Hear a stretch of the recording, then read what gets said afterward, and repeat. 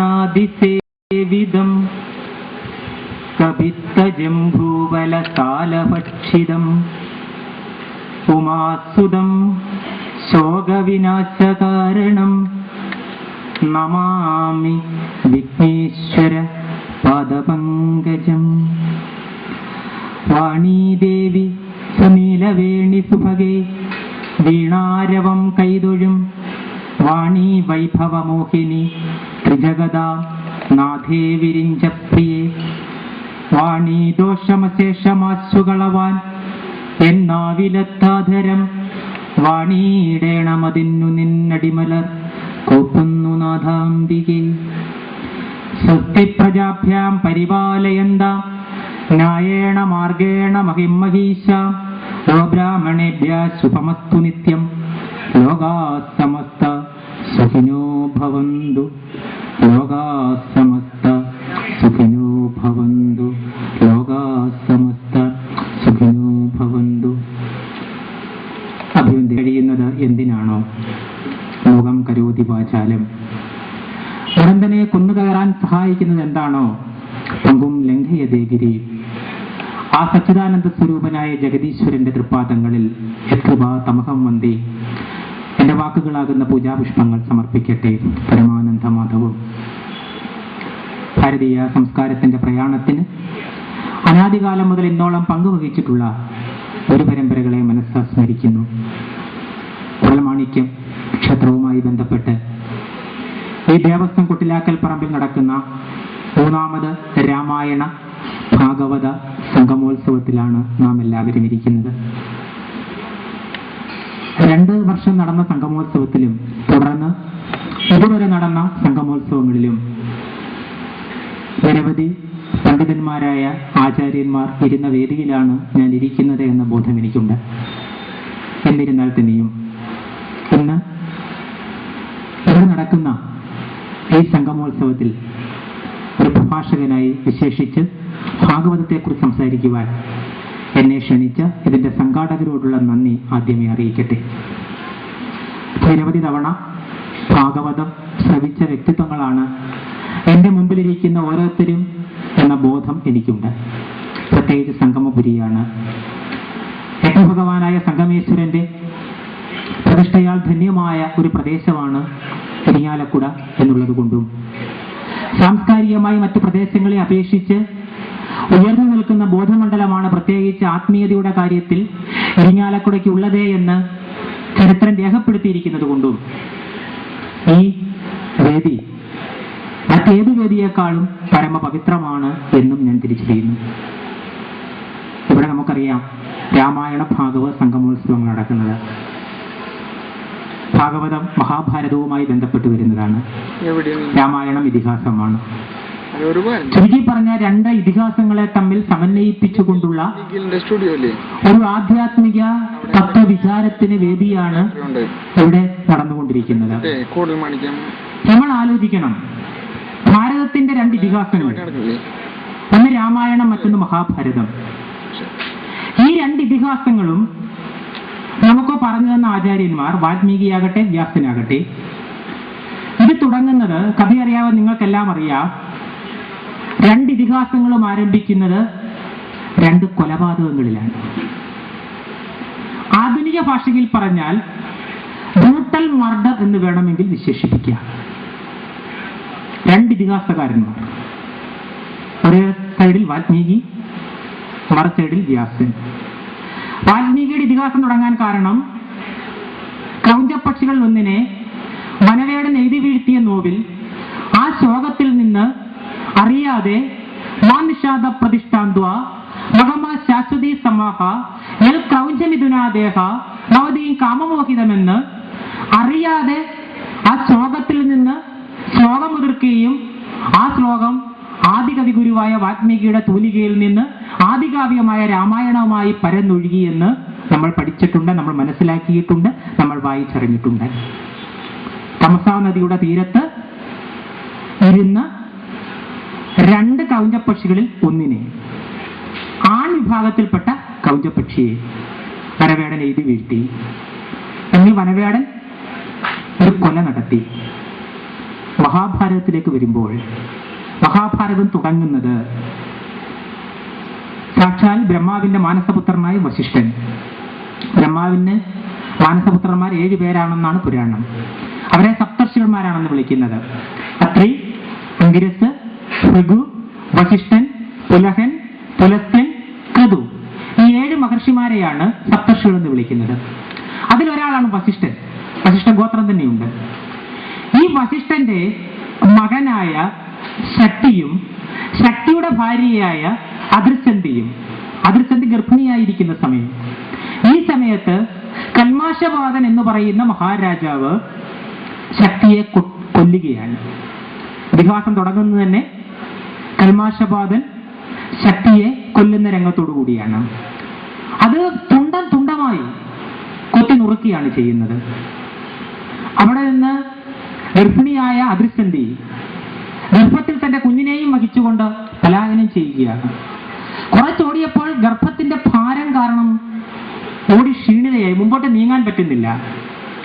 അറിയാതെ അദൃശന്തി എന്ന അമ്മ മന്ത്രിച്ചു, കുഞ്ഞെ, ഈ ഓട്ടത്തിനിടയിൽ ഞാൻ എവിടെങ്കിലും വീണുപോയാൽ നീ ഇല്ലാതാകുമല്ലോ, അമ്മ എന്താണ് ചെയ്യേണ്ടത് എന്ന് മനസ്സിൽ വിലപിച്ച ആ അമ്മയോട് കുട്ടി ഗർഭപാത്രത്തിൽ ഇരുന്നു കൊണ്ട് പറഞ്ഞു അത്രേ, അമ്മ വിഷമിക്കേണ്ട, അമ്മയുടെ സൗകര്യത്തിന്, അമ്മയുടെ ക്ഷീണമകറ്റാൻ ഞാൻ വയറിൽ നിന്ന് കാലിലേക്ക് മാറിത്തരാം എന്ന് പറഞ്ഞ് തുടയിലേക്ക് ആ ഗർഭം മാറിയെന്നാണ് മഹാഭാരതത്തിൽ പറയുന്നത്.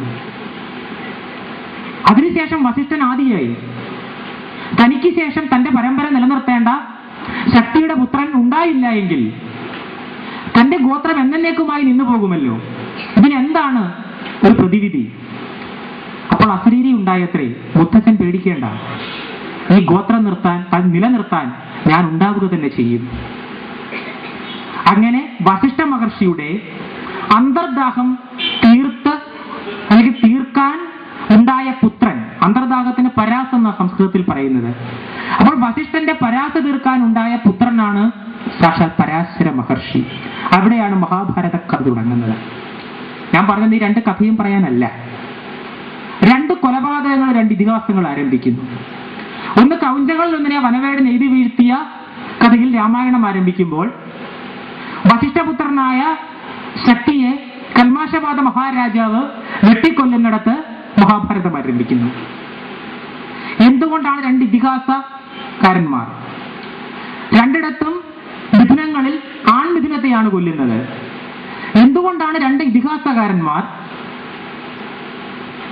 തങ്ങളുടെ 2 ഇതിഹാസങ്ങൾ ആരംഭിക്കുമ്പോൾ, കാരണം ഇതിഹാസം എന്ന് പറയുന്നത് നിസ്സാരമല്ല, ഇത് ഇപ്രകാരം, ഇവിടെ ആസം സംഭവിച്ചു, ഇപ്രകാരം ഇവിടെ സംഭവിച്ചു എന്നുള്ളത് കൊണ്ട് ഇതിനെ ഇതിഹാസം എന്ന് വിളിക്കുന്നു. അതുകൊണ്ട് മാത്രം ഇതിഹാസം എന്ന് വിളിക്കാൻ പറ്റില്ല, അതിനൊരു ലക്ഷണവുമുണ്ട്. ധർമാർത്ഥ കാമ മോക്ഷാണാം ഉപദേശ സമന്വിതം പൂർവവൃത്തം കഥായുക്തം ഇതിഹാസം പചക്ഷതേ. ധർമ്മം, അർത്ഥം, കാമം, മോക്ഷം, ഈ 4 കാര്യങ്ങളെ പറഞ്ഞു തരുന്നതോടൊപ്പം പൂർവവസ്തുവായ ഒരു കഥാവസ്തു ഉള്ളതുമായ പുസ്തകങ്ങളെയാണ് ഇതിഹാസങ്ങൾ എന്ന് വിളിക്കേണ്ടത്. അല്ലാത്ത ഒരു പുസ്തകവും ഇതിഹാസമാകുന്നില്ല. അത് സംഭവിച്ചിരിക്കുന്ന കഥയാവണം. അല്ലാത്ത കെട്ടുകഥകൾക്ക് സ്ഥാനമില്ല, അസംഭ്യമായ വസ്തുതകൾക്ക് സ്ഥാനമില്ല, ഒരിക്കലും സംഭവിക്കാത്ത കാര്യങ്ങളെക്കുറിച്ച് അതിൽ വിവരിക്കാൻ പറ്റില്ല. കാരണം ഇത് ഇപ്രകാരം ഇവിടെ സംഭവിക്കും, അല്ലെങ്കിൽ ഇത് ഇതിഹാസമാവില്ല. അപ്പോൾ 2 ഇതിഹാസകാരന്മാർ, 2 നിസ്സാരരല്ല. ഒന്ന് വാൽമീകിയാണ്, ഒന്ന് വ്യാസനാണ്. ഈ 2 പേരും 2 ഇതിഹാസം ആരംഭിച്ചത് 2 കൊലപാതകങ്ങളിലാണ്. കാരണം വെറുതെ നമ്മളൊരു കൃതി വായിക്കാൻ തുടങ്ങുമ്പോൾ, വെറുതെ എന്തെങ്കിലും സംഭവത്തിലേക്ക് പറഞ്ഞു തുടങ്ങിയാൽ നമുക്കതിൽ താല്പര്യമുണ്ടാവില്ല. ഒരു കൃതിയുടെ ഉള്ളിലേക്ക് നമ്മൾ കടക്കണമെങ്കിൽ ഹൃദയസ്പർശിയാവണം. നമ്മുടെ ഉള്ളിലേക്ക് എന്താണ് പറയാൻ പോകുന്നത് എന്ന കഥയെ കടത്തിവിടാൻ തക്കവണ്ണം ഉള്ള ഒരു കഥാവസ്തുവിൽ വേണം നമ്മൾ കൃതി തുടങ്ങാൻ. മാത്രമല്ല, ആ കഥാവസ്തു നിസ്സാരമാവരുത്. വലിയ ഒരു തത്വവിചാരത്തെയും ബോധമണ്ഡലത്തെയും മാനുഷിക മൂല്യത്തെയും വലിയൊരു ചിന്താധാരയെയും ഉണർത്തിവിടുന്നതാവണം ആ കഥാവസ്തു. ഇങ്ങനൊരു നിർബന്ധം ഭാരതത്തിന്റെ ആചാര്യന്മാർക്കുണ്ടായിരുന്നു. അതുകൊണ്ട് ആ പിൽക്കാലത്ത് വന്ന കവിശ്രേഷ്ഠന്മാര് പറഞ്ഞത്, ഭാരതനാടിന്റെ പൂർവരാമാചാര്യന്മാർ പാരിനുള്ള അടിക്കല്ല് പാർത്ത് കണ്ടറിഞ്ഞവർ. ഈ സംസ്കാരത്തിന്റെ ആധാരശിലയായി എന്തുറപ്പിക്കണം, എന്തു വെക്കണം, എന്താണ് അവിടെ സ്ഥാപിക്കേണ്ടത് എന്ന വ്യക്തമായ നിഷ്കർഷ ഭാരതത്തിന്റെ ആചാര്യന്മാർക്കുണ്ടായിരുന്നു. അതുകൊണ്ട് തന്നെ ഒരു കല്ലെടുത്ത് വെക്കുമ്പോൾ താൻ പണിയാൻ പോകുന്നത് വലിയൊരു സംസ്കാരത്തിന്റെ തുടക്കമാണ് എന്ന തിരിച്ചറിവ് അവർക്കുണ്ടായിരുന്നത് കൊണ്ടാണ് ലോകത്തിലെ എല്ലാ മനുഷ്യരും, ലോകത്തിന്റെ എല്ലാ ഭാഗങ്ങളിലുമുള്ള മനുഷ്യരും ഏറ്റവും കൂടുതൽ ചിന്തിച്ച മരണം എന്ന മഹാസമസ്യയെക്കുറിച്ച്, അല്ലെങ്കിൽ മരണം എന്ന ഒരു മഹാമേരുവിനെ കുറിച്ച് എല്ലാവർക്കും അറിയാവുന്ന, എന്നാൽ ആരും ഇഷ്ടപ്പെടാൻ ആഗ്രഹിക്കാത്ത ഒരു മഹാസത്യത്തെ മുമ്പിലേക്ക് വെച്ചുകൊണ്ട് രണ്ടു വലിയ ഇതിഹാസങ്ങൾ ഭാരതത്തിന്റെ ആചാര്യന്മാർ ആരംഭിക്കുന്നത്. കാരണം ലോകത്തിലെ ഏറ്റവും വലിയ അത്ഭുതം അത് മരണം തന്നെയാണ്. കഥയൊക്കെ നമുക്കറിയാം. മഹാഭാരതത്തിൽ വെള്ളം കുടിക്കുവാനായി പാണ്ഡവർ പോയപ്പോൾ വേഷധാരിയായി വന്ന യമധർമ്മൻ, പട്ടിയുടെ വേഷത്തിലെത്തിയ യമധർമ്മൻ ധർമ്മോത്തരോട് ചോദിക്കുന്ന ചോദ്യങ്ങളിൽ ഒന്നതാണ്, ലോകത്തിലെ ഏറ്റവും വലിയ അത്ഭുതം എന്താണ്? ധർമ്മോത്തറിന്റെ മറുപടിയും നമുക്കറിയാം, മരണമാണ് ലോകത്തിലെ ഏറ്റവും വലിയ അത്ഭുതം. ഭഗവത്ഗീതയിൽ ഇതികർത്തവ്യത മൂഢനായി നിന്ന അർജുനന് കൃഷ്ണൻ ഉപദേശം കൊടുക്കുമ്പോൾ ഊർജ്ജസ്വലമായി നെഞ്ചുറപ്പോടുകൂടി പറഞ്ഞു കൊടുക്കുന്ന ഒരു ഉപദേശമുണ്ട്. ജാതസ്യഹി ധ്രുവോ മൃത്യു ധ്രുവം ജന്മമൃതസ്യജഃ സന്മാദേ പരിഹാരാർത്ഥ നത്വം ശോചിതുമർഹസി. ജാതസ്യഹി ധ്രുവോ മൃത്യു, ജനിച്ചാൽ മരിക്കും. ധ്രുവം ജന്മമൃതസ്യജ, മരിച്ചാൽ പിന്നെയും ജനിച്ചു എന്നും ഇരിക്കാം. ഇത് ശാശ്വതമായ അല്ലെങ്കിൽ ലോകത്ത് നടക്കുന്ന ഒരു അവസ്ഥയാണ്. നത്വം ശോചിതുമർഹസി, ഇതിൽ ദുഃഖിച്ചിട്ട് കാര്യമില്ല. നമ്മളോ മരിച്ചു കഴിയുമ്പോൾ വിലപിക്കുന്നു. എന്തിനാ വിലപിക്കുന്നേ? ലോകത്ത് നിരവധി ആളുകൾ മരിക്കുന്നു. മരിക്കുമ്പോൾ അവിടെ ഇരിക്കുന്നവരൊക്കെ വിലപിക്കുന്നു. വിലപിക്കുമ്പോൾ ശ്രദ്ധിച്ചോണം, ഒരു വ്യക്തിയും മരിച്ച മനുഷ്യന് വേണ്ടി വിലപിക്കുന്നില്ല എന്നതാണ് സത്യം. എല്ലാവരും വിലപിക്കുന്നത് ആ വ്യക്തി മരിച്ചത് കൊണ്ട് നമുക്കെന്ത് നഷ്ടം സംഭവിച്ചു. ഒരു വ്യക്തി മരിച്ചത് കൊണ്ട് നമുക്ക് സംഭവിച്ച നഷ്ടത്തെക്കുറിച്ച് ആലോചിച്ചാണ് എല്ലാവരും വിലപിക്കുന്നത്. ഭർത്താവ് മരിക്കുമ്പോൾ ഭാര്യ വിലപിക്കുന്നു, നാളെ മുതൽ എന്നെ ആരാണോ സംരക്ഷിക്കുക, അല്ലെ എന്റെ മക്കളുടെ കാര്യം ആരാണോ നോക്കുക എന്ന് പറഞ്ഞ് ഭാര്യ വിലപിക്കുന്നു. മകൻ മരിക്കുമ്പോൾ അമ്മ വിലപിക്കുന്നു, പ്രായമായ എന്നെ ഇനി ആരാണ് നോക്കുക. എല്ലാവരും ഒരാൾ മരിക്കുമ്പോൾ വിലപിക്കുന്നത് അവർക്ക് സംഭവിച്ച നഷ്ടത്തെക്കുറിച്ച് ഓർത്താ. മരിക്കുന്നതിന് വേണ്ടി ആരും വിലപിക്കുന്നില്ല. ഒരാളും മരിച്ചവനുണ്ട്, ആരെങ്കിലും പറയുന്നുണ്ട് അങ്ങ് കുറെ നാൾ കൂടി ജീവിച്ചിരുന്നുവെങ്കിൽ ഞാൻ ജീവൻ ടോണൊക്കെ മേടിച്ചു തന്ന അങ്ങയുടെ ശരീരത്തെ അങ്ങ് പുഷ്ടിപ്പെടുത്താമായിരുന്നുവെന്ന്, അല്ലെ കുറെ കൂടി ഞാൻ നല്ലതായി നോക്കാമായിരുന്നുവെന്ന്. എല്ലാവരും കരയുന്നത്, മരിക്കുമ്പോൾ കരയുന്നത് അവനവന് സംഭവിക്കുന്ന നഷ്ടത്തെക്കുറിച്ച് മാത്രം ഓർത്താ. ഇങ്ങനെ ഒരു ചിന്താധാരയെ ഉണ്ടാകാതിരിക്കാൻ മരണം ഒരു സത്യമാണെന്നും ആ സത്യത്തെ നാം തിരിച്ചറിയേണ്ടത് ആവശ്യമാണെന്നും നമ്മൾ എവിടെ ഇരുന്നു കൊള്ളട്ടെ, ഇപ്പൊ ഇവിടെ ഇരിക്കുമ്പോൾ പോലും ഓരോ നാഴികയും ഓരോ വിനാഴികയും ഓരോ മണിക്കൂറും കഴിയുമ്പോൾ നാം മരണത്തോട് അടുത്തുകൊണ്ടിരിക്കുന്നു എന്ന വലിയൊരു സത്യം നമുക്കറിയാമെങ്കിലും നാം ആലോചിക്കാൻ ഇഷ്ടപ്പെടാതെ പോകുമ്പോൾ ഈ മരണം ഒരു വലിയ സംഭവമല്ല. മരണം എന്ന് പറയുന്നത് ചിരിച്ചുകൊണ്ട് നേരിടേണ്ട വസ്തുതയാണ്. ലോകത്തെല്ലാവരുടെയും ചിരിക്കും. നമ്മുടെ വിഷയം ഭാഗവും അതിലേക്ക് വരാൻ വേണ്ടി ഞാൻ തുടക്കമിടുന്നത്. ഇതൊക്കെ പറഞ്ഞാലേ നമുക്ക് കൃഷ്ണൻ ആരാണെന്ന് മനസ്സിലാവൂ.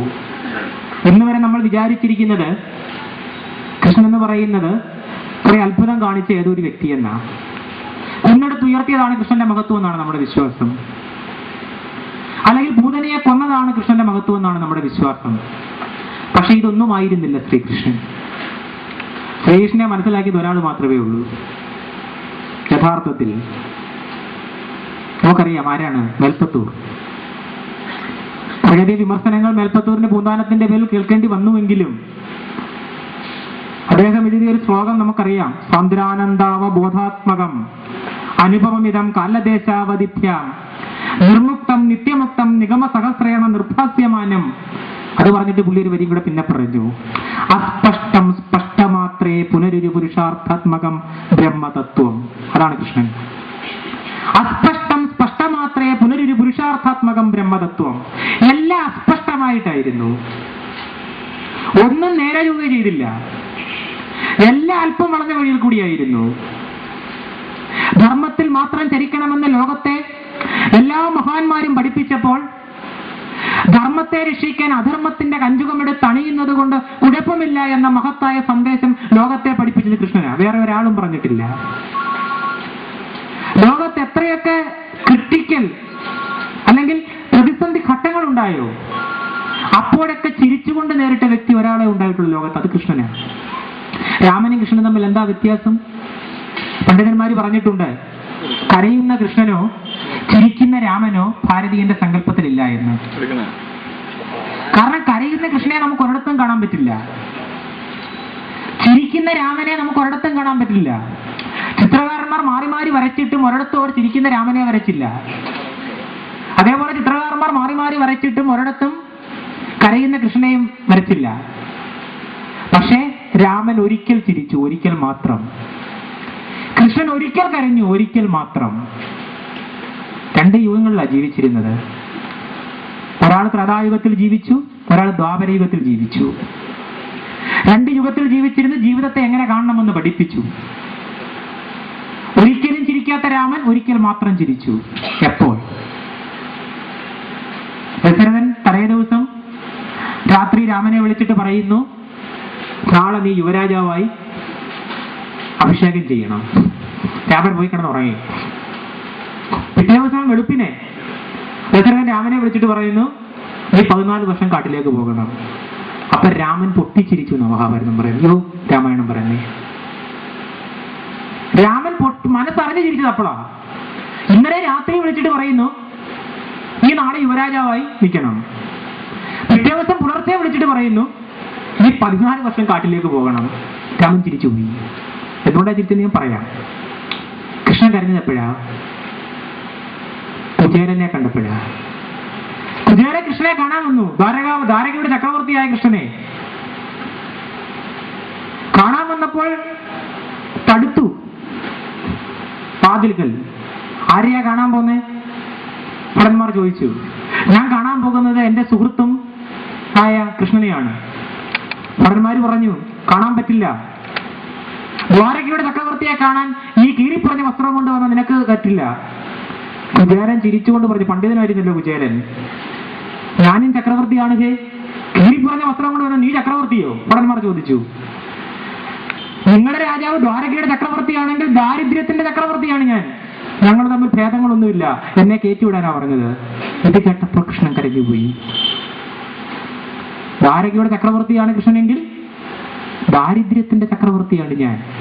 കുചേരൻ അനുഭവിച്ച ദാരിദ്ര്യ ദുഃഖത്തിന്റെ ആഴം. അതുകൊണ്ടാ പിൽക്കാലത്തെ രാമപുരത്തുകാരൊക്കെ പറഞ്ഞ, ഇല്ല ദാരിദ്ര്യാർത്ഥിയോളം മറ്റൊരു ദുഃഖമെന്ന്. അവിടെ തന്നെ പറഞ്ഞില്ലേ, എന്തുകൊണ്ടോ ശൗരി കണ്ണുനീരണിഞ്ഞു, ധീരനായ ചെന്താമര കണ്ണനുണ്ടോ കരഞ്ഞിട്ടുള്ളൂ. കരഞ്ഞുപോയി അവിടെ കൃഷ്ണൻ. കുചേരന്റെ പറച്ചിൽ കൊണ്ട് മാത്രമല്ല, ഒരു കാലഘട്ടത്തിൽ തന്നോടൊപ്പം പഠിച്ച സതീർത്ഥ്യന്റെ ദയനീയ അവസ്ഥ കണ്ടിട്ട്, സതീർത്ഥ്യൻ എന്ന വാക്ക് വെറുതെ ഉപയോഗിച്ചതല്ല ഭാരതീയൻ. തീർത്ഥയാത്രയിൽ പോലും കൂടെ വരാൻ കഴിയുന്നവൻ ആരോ അവനെയാണ് സതീർത്ഥ്യൻ എന്ന് വിളിക്കേണ്ടത്. ഒരു കൂട്ടുകാരനെന്ന് മാത്രമല്ല അതിന്റെ അർത്ഥം. പുണ്യം നേടാൻ ഒരാൾ തീർത്ഥയാത്ര പോവുകയാണെങ്കിൽ, സകല പാപങ്ങളെയും ഇല്ലാതാക്കി പുണ്യത്തിലേക്ക് മോക്ഷത്തിലേക്ക് സഞ്ചരിക്കുന്ന ഒരാൾ പോവുകയാണെങ്കിൽ അതിനോടൊപ്പം അനുഗമിച്ചുകൊണ്ട് അവനെ പുണ്യത്തിലേക്ക് നയിക്കുവാൻ കൂടെ ഇറങ്ങി പുറപ്പെടുന്ന സുഹൃത്താരാണോ അവനെയാണ് സതീർത്ഥ്യൻ എന്ന് വിളിക്കേണ്ടത്. ഇത് എത്രയോ ആവർത്തി, എത്രയോ കാലഘട്ടത്തിലൂടെ, എത്രയോ കാലങ്ങളായി ഭാരതത്തിന്റെ ഇതിഹാസങ്ങളിലൂടെയും പുരാണങ്ങളിലൂടെയും ഒക്കെ നമ്മളെ പഠിപ്പിച്ചിട്ടും ആധുനിക തലമുറ എങ്ങോട്ട് പോകുന്നു നമ്മൾ ആലോചിക്കണം. പലയിടത്തും ഞാൻ ആവർത്തിച്ച് പറയാറുണ്ട്. എന്തുകൊണ്ടത് ആവർത്തിച്ച് പറയുന്നു വെച്ചാൽ, ആധുനിക തലമുറ അടിയുറച്ച് മനസ്സിലാക്കേണ്ട കാര്യം അത്. ഇന്ന് നമ്മൾ എന്ത് ചെയ്തു കൂട്ടുന്നു സ്വയം ആലോചിക്കാനുള്ള, ഒന്ന് വിചിന്തനം ചെയ്യാനുള്ള ഒരു കാര്യം കൂടി അതിലുണ്ട് എന്നുള്ളത് കൊണ്ടാണ്. പണ്ട് ഗുരുകുല വിദ്യാഭ്യാസ കാലഘട്ടത്തിൽ ഗുരുവിന്റെ ആശ്രമത്തിലേക്ക് പോയ മകൻ വൈകിട്ട് ക്ഷീണിച്ച് തിരിച്ചു വരുമ്പോൾ അമ്മ ചോദിച്ചു അത്രേ, എന്തേ മകനെ മുഖാംബുജം വാടുവാൻ, പാരം നിനക്ക് വിശപ്പുമുണ്ടായതോ? എന്താണ് നിന്റെ മുഖം വാടിയിരിക്കാൻ കാരണം? വിശപ്പുണ്ടായത് കൊണ്ടാണോ? അമ്മ ആദ്യം ചോദിച്ചതാ മുറ്റത്തെത്തിയ മകനോട്. ഇന്നത്തെ അമ്മമാരെന്താ ചോദിക്കുക? അങ്ങനെ ആരെങ്കിലും ചോദിക്കുമോ?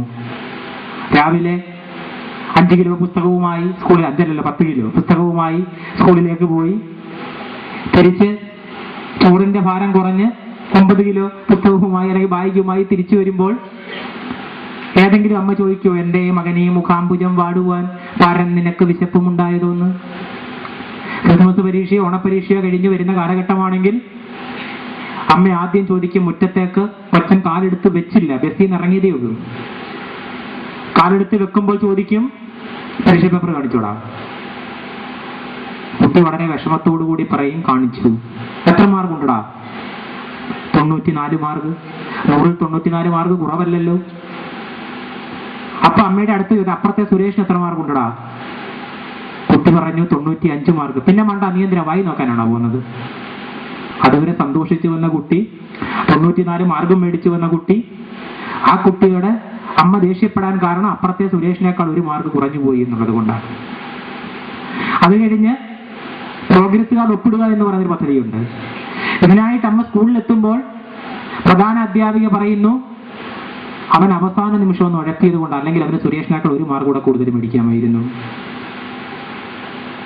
കുട്ടിക്ക് ആകെ വിഷമം. അമ്മ അവിടെ വെച്ച് 2 വഴക്ക് പറഞ്ഞു കുട്ടിയെ. പിന്നെ ഒരുവിധം പ്രോഗ്രസ് കാർഡ് ഒപ്പിടുന്ന ഒരു നിർദ്ദേശം കൊടുത്തു, മുന്നറിയിപ്പ്. അടുത്ത പ്രാവശ്യം നീ സുരേഷിനേക്കാൾ കൂടുതൽ മാർക്ക് മേടിച്ചില്ലെങ്കിൽ പ്രോഗ്രസ് കാർഡ് ഞാൻ വന്ന് ഒപ്പിട്ട് തരത്തില്ല. കുട്ടി പേടിച്ചു. പിറ്റേ ദിവസം മുതല് അവൻ സുരേഷിനെ കാണുന്നത് എങ്ങനെയാ? തനിക്ക് പരീക്ഷയ്ക്ക് മത്സരിച്ച് തോൽപ്പിക്കാനുള്ള ഒരു ഇരയാണ് തന്നോടൊപ്പം ഇരിക്കുന്ന സുരേഷ്. ഇന്നലെ വരെ സുരേഷ് കുട്ടിക്ക് സതീർത്ഥ്യനായിരുന്നു, കൂട്ടുകാരനായിരുന്നു, ഒന്നിച്ച് കെട്ടിപ്പിടിച്ച് ഒരു പാത്രത്തിലുണ്ട് ഒന്നിച്ച് വളരാൻ തക്കവണ്ണം ഉള്ള സുഹൃത്തായിരുന്നു. അമ്മയുടെയും അധ്യാപികയുടെയും വാക്ക് കേട്ടപ്പോൾ കുട്ടിക്ക് പിറ്റേ ദിവസം മുതൽ സുരേഷ് തനിക്ക് തോൽപ്പിക്കാനുള്ള ഒരു ഇരയാണ്, തന്റെ വില്ലയാണ് തന്റെ അപ്പുറത്ത് ഇരിക്കുന്നത് എന്ന ചിന്ത. എത്ര ആവർത്തി നമ്മൾ വായിച്ചു സതീർത്ഥന്മാരുടെ കഥ, സുധേലന്റെ എന്ന സുധാമാവിന്റെ കഥ, ശ്രീകൃഷ്ണന്റെ കഥ. സുധേലൻ ജനിച്ച് നമുക്കറിയാം, ഗുജറാത്തിലെ പോർബന്ദർ എന്ന് പറയുന്ന സ്ഥലത്ത് മഹാത്മാഗാന്ധി ജനിച്ച അതേ സ്ഥലത്തിൽ അതേ ഗ്രാമത്തിൽ ജനിച്ച വ്യക്തിയാണ് കുചേലൻ. മഹാപണ്ഡിതനായിരുന്നിട്ടുകൂടി ഒരു നേരത്തെ ആഹാരത്തിന് വകയുണ്ടായിരുന്നില്ല മനുഷ്യന്. ആ മനുഷ്യനാ കൃഷ്ണന്റെ മുമ്പിൽ ചെന്ന് അഭിമാനത്തോടെ പറഞ്ഞത്, അയാൾ ദ്വാരകയുടെ ചക്രവർത്തിയാണെങ്കിൽ ഞാൻ ദാരിദ്ര്യത്തിന്റെ ചക്രവർത്തിയാണ്, ഞങ്ങൾ രണ്ടും സെയിം പോസ്റ്റാണ് പറഞ്ഞത്. രണ്ടുപേരും ചക്രവർത്തിമാരാണ്. അപ്പോഴാ കൃഷ്ണൻ കരഞ്ഞത്. അതുകൊണ്ടാ വാര്യ പ്രയോഗിച്ചത്, എന്തുകൊണ്ടോ ശൗരി കണ്ണുനീരണിഞ്ഞു, ധീരനായ ചെന്താമര കണ്ണനുണ്ടോ കരഞ്ഞിട്ടുള്ളൂ. ഒരിക്കൽ ചിരിച്ചു രാമൻ, പറഞ്ഞല്ലോ വനത്തിലേക്ക് പോകണം എന്ന്. തലേ ദിവസം രാജാവാകണമെന്ന് പറഞ്ഞ അതേ നാവുകൊണ്ട് പിറ്റേ ദിവസം വനത്തിലേക്ക് പോകണമെന്ന് അച്ഛൻ പറഞ്ഞപ്പോൾ രാമൻ ചിരിച്ചു. കാരണം രാമൻ അറിയാം, ജീവിതത്തെ എല്ലാ അവസ്ഥയും ഒരുപോലെ കണ്ടവനാ രാമൻ. മഹാന്മാരൊക്കെ അങ്ങനെ തന്നെയാ. സുഖത്തെയും ദുഃഖത്തെയും ഒരുപോലെ കാണുന്നവരാണ് മഹാന്മാർ. നമ്മൾ ഒരുപോലെ കാണാത്തതുകൊണ്ടാണ് നമ്മൾ മഹാന്മാരാവാത്തത്.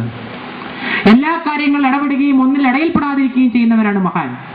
നമ്മൾ എല്ലാ കാര്യങ്ങളും ഇടപെടുകയും എല്ലാത്തിലും ഇടയിൽപ്പെടുകയും ചെയ്യുന്നത് നമ്മളാരും മഹാന്മാരാകുന്നില്ല. രാമനും കൃഷ്ണനും മഹാന്മാരാകുന്നത് അവരെല്ലാ കാര്യങ്ങളും ഇടപെട്ടു, പക്ഷെ ഒന്നിൽ പോലും അവർ ഇടയിൽപ്പെട്ടില്ല.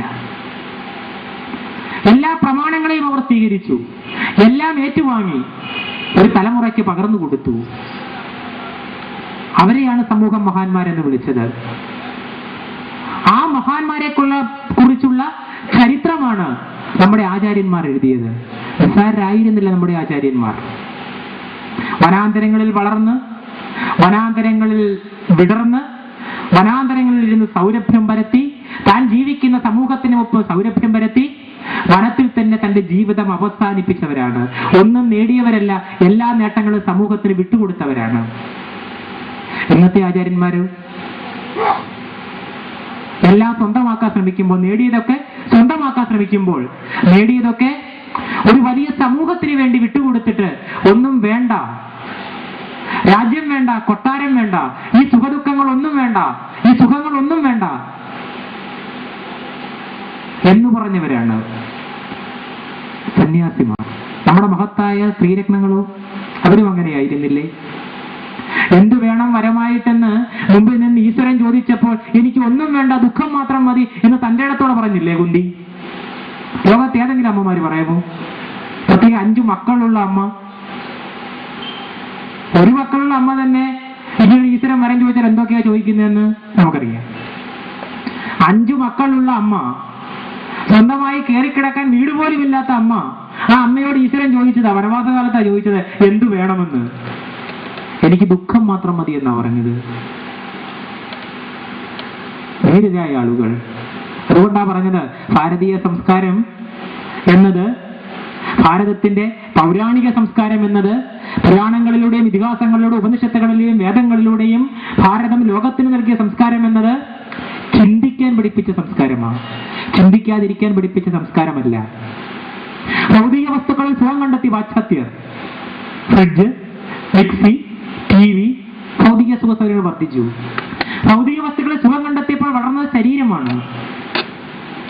ശരീരം വളർന്നപ്പോൾ വളർന്നത് വികാരമാണ്. വികാരം വളർന്നപ്പോൾ നശിച്ചത് വിവേകമാണ്. വിവേകം നശിച്ചപ്പോൾ നശിച്ചത് സംസ്കാരമാണ്. ഭൗതിക വസ്തുക്കളിലല്ല ഭാരതീയൻ സുഖം കണ്ടെത്തിയത്. ഭാസന്റെ വരി കടമെടുത്തു പറഞ്ഞാൽ, ഭൗതിക വസ്തുക്കളിൽ ഇല്ലൊരാഗ്രഹം വൃത്തിക്കു കാക്ഷായമുടുത്തതല്ല ഞാൻ. ഭൗതിക വസ്തുക്കളിൽ സുഖം കണ്ടെത്താൻ വേണ്ടി അല്ല എന്റെ ആഗ്രഹം. നിത്യവൃത്തിക്ക് വേണ്ടി, ആഹാര സമ്പാദനത്തിന് വേണ്ടിയല്ല ഞാൻ സന്യാസിയായത്, കാക്ഷായം എടുത്തുകൊടുത്തത്. ഭൗതിക വസ്തുക്കളിൽ ഇല്ലൊരാഗ്രഹം വൃത്തിക്കു കാക്ഷായമുടുത്തതല്ല ഞാൻ. ഇവരെന്താ ചെയ്തത്? മഹത്തായ കൃതികൾ, മഹത്തായ ആളുകളുടെ ജീവിത സംഭവങ്ങൾ, അവർ ഈ ലോകത്തിന് കൊടുത്ത സംഭവങ്ങൾ എന്തെന്ന് പഠിച്ചു, പുസ്തകങ്ങൾ വായിച്ചു. വികാരം വളർന്നപ്പോൾ, ശരീരം വളർന്നപ്പോൾ, വികാരമാണ് പാശ്ചാത്യർക്ക് വളർന്നതെങ്കിൽ മനസ്സ് വളർത്തിയവരാണ് നമ്മൾ. മനസ്സ് വളർന്നപ്പോൾ വിവേകമാണ് വളർന്നത്. വിവേകം വളർന്നപ്പോൾ സംസ്കാരമാണ് വളർന്നത്. അതുകൊണ്ടാണ് എത്രയോ നൂറ്റാണ്ടുകൾ കഴിഞ്ഞിട്ടും, എത്രയോ കാലദേശങ്ങളും സഹസ്രാബ്ദങ്ങളും കഴിഞ്ഞിട്ടും ഇന്നും ഭാരതീയ സംസ്കാരം അഭംഗുരമായി ശോഭിക്കുക. എത്രയോ വിദേശി ഇവിടെ വന്നുപോയി, എത്രയോ ആളുകൾ ഇവിടുത്തെ സമ്പത്തിനെ കൊള്ളയടിച്ചു. ഒന്നും തകർക്കാൻ ഭാരതത്തിൽ പറ്റിയിട്ടില്ല. വിദേശീയർ കടന്നു വന്നപ്പോഴാണ് ഇവിടെ വികസനം ഉണ്ടായത് എന്ന് നമ്മൾ വാദിക്കുന്നു. ഇന്നലെ ഗണേഷ് കുമാർ നടത്തിയ പ്രസംഗം ഒരുപക്ഷെ നിങ്ങൾ ശ്രദ്ധിച്ചു കാണും. കുറെ ആളുകൾ അങ്ങനെ വാദിക്കുന്നു. വിദേശീയർ വന്നതുകൊണ്ടല്ലേ നമുക്ക് ഇന്ന് കാണുന്ന വികാസങ്ങളൊക്കെ ഉണ്ടായതെന്ന്. വിദേശീയർ വന്നതുകൊണ്ടല്ല. വിദേശീയർ ഇവിടേക്ക് കടന്നു വരുന്നതിന് മുമ്പ് ഇവിടെ ഉണ്ടായിരുന്ന സാംസ്കാരികവും സാമൂഹികവുമായ പുരോഗതിയുടെ 1000-ലൊന്ന് അംശം പോലും ഇവിടെ ഇല്ല. വിദേശീയരൊക്കെ കടന്നു വരുന്നതിന് മുമ്പാണ് ലോകത്തിന് മാതൃകയായ നളന്ദയും തക്ഷശിലയും പോലുള്ള മഹാസർവകലാശാലകൾ ഈ ഭാരതത്തിൽ ഉണ്ടായിരുന്നത്. ലോകം ഉറ്റുനോക്കിയിരുന്ന സർവകലാശാലകൾ, ഇവിടെ എന്ത് പഠിപ്പിക്കുന്നു എന്ന് നോക്കിയ സർവകലാശാലകൾ. ചരിത്രത്തിലേക്ക് പോകുമ്പോൾ അറിയാം, വിദേശത്തുള്ള എല്ലാ ആളുകളും പഠിച്ചിരുന്നത് ഈ സർവകലാശാലയിലാണ്. ചന്ദ്രഗുപ്തൻ എന്ന് പറയുന്ന രാജാവിനെ കുറിച്ച് ചരിത്രം പറയുന്നുണ്ട്. അദ്ദേഹത്തെ വിശേഷിപ്പിക്കുന്ന forerunner of sir Isaac Newton എന്ന, ഐസക് ന്യൂട്ടൺ എന്ന് പറയുന്ന ആളിന്റെ മുമ്പേ നടന്നവനെന്ന്. അദ്ദേഹം ഉണ്ടാക്കിയ ഒരു സ്തൂപം ഡൽഹിയിൽ ഇപ്പോഴും ഉണ്ട്. ഇരുമ്പുകൊണ്ടുണ്ടാക്കിയ സ്തൂപം എത്രയോ നൂറ്റാണ്ടുകൾ കഴിഞ്ഞു, ഇതുവരെ അതിന്റെ ഒരു ഭാഗത്ത് ശകലം പോലും തുരുമ്പെടുത്തിട്ടില്ല. അത്ഭുതത്തോടെ നിൽക്കുക ലോകം. ഇരുമ്പെന്ന് പറഞ്ഞാൽ തുരുമ്പെടുക്കുന്ന മഴ അല്ലെങ്കിൽ വെള്ളം നനഞ്ഞാൽ, ഇത് എത്ര നനഞ്ഞിട്ട് ഇതിന് തുരുമ്പെടുത്തിട്ടില്ല. ഇങ്ങനെ എത്രയോ അത്ഭുതങ്ങൾ ഭാരതത്തിൽ ഉണ്ടാക്കി വെച്ചിരിക്കുന്നു ഭാരതത്തിലെ ആളുകൾ. നമ്മുടെ പോലെ വാസ്തുശാസ്ത്രം എവിടെയെങ്കിലും ഉണ്ടോ? ഇത്രയധികം കണക്ക് കൂട്ടി ഒരു സംഭവം പണിയാൻ, കുളമാകട്ടെ കെട്ടിടമാകട്ടെ പണിയാൻ പറ്റുന്ന എവിടെയെങ്കിലും ഉണ്ടോ? ഇതൊക്കെ വിദേശീയർ കൊണ്ട് സംഭാവന ചെയ്തതല്ല. സമ്പത്തിന്റെ കാര്യം നമ്മൾ പുറകിലായിരുന്നു. ഇന്ന് ഭാരതത്തെ കുറിച്ച് പറഞ്ഞ വികസ്വര രാജ്യം എന്ന, ഒരു കാലത്ത് വികസിത രാജ്യമായിരുന്നു ഭാരതം.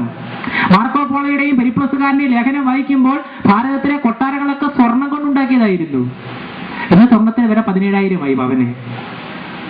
ഒരു കാലത്ത് ഒരു കൊട്ടാരങ്ങൾ പറഞ്ഞില്ലേ, മുറികൾ, കട്ടിലുകൾ, ജനലുകൾ, ഇതൊക്കെ സ്വർണം കൊണ്ടാണ് മൊത്തം ഉണ്ടാക്കിയിരുന്നത്. പെരിപ്ലസുകാരന്റെ വർണ്ണന കേട്ടാൽ ഞെട്ടിപ്പോകും. ഒരു രാജകൊട്ടാരത്തേക്ക് അദ്ദേഹം കടന്നു ചെല്ലുന്ന വർണ്ണനയുണ്ട് അതിനകത്ത്.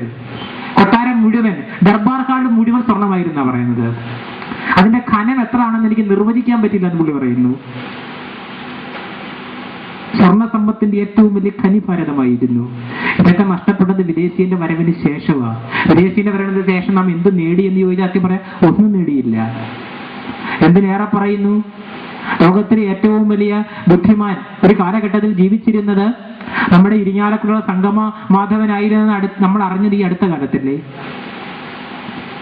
2004 നടന്ന ലോക ശാസ്ത്രജ്ഞന്മാരുടെ സമ്മേളനത്തില് ജപ്പാൻകാരൻ കൊണ്ടുവച്ചൊരു പുസ്തകമുണ്ട്. പുസ്തകത്തിന്റെ പേര് വെണ്ണുവാ രോഗം എന്ന് പറയുന്ന ഒരു പുസ്തകത്തിന്റെ ഇംഗ്ലീഷ് ട്രാൻസ്ലേഷൻ.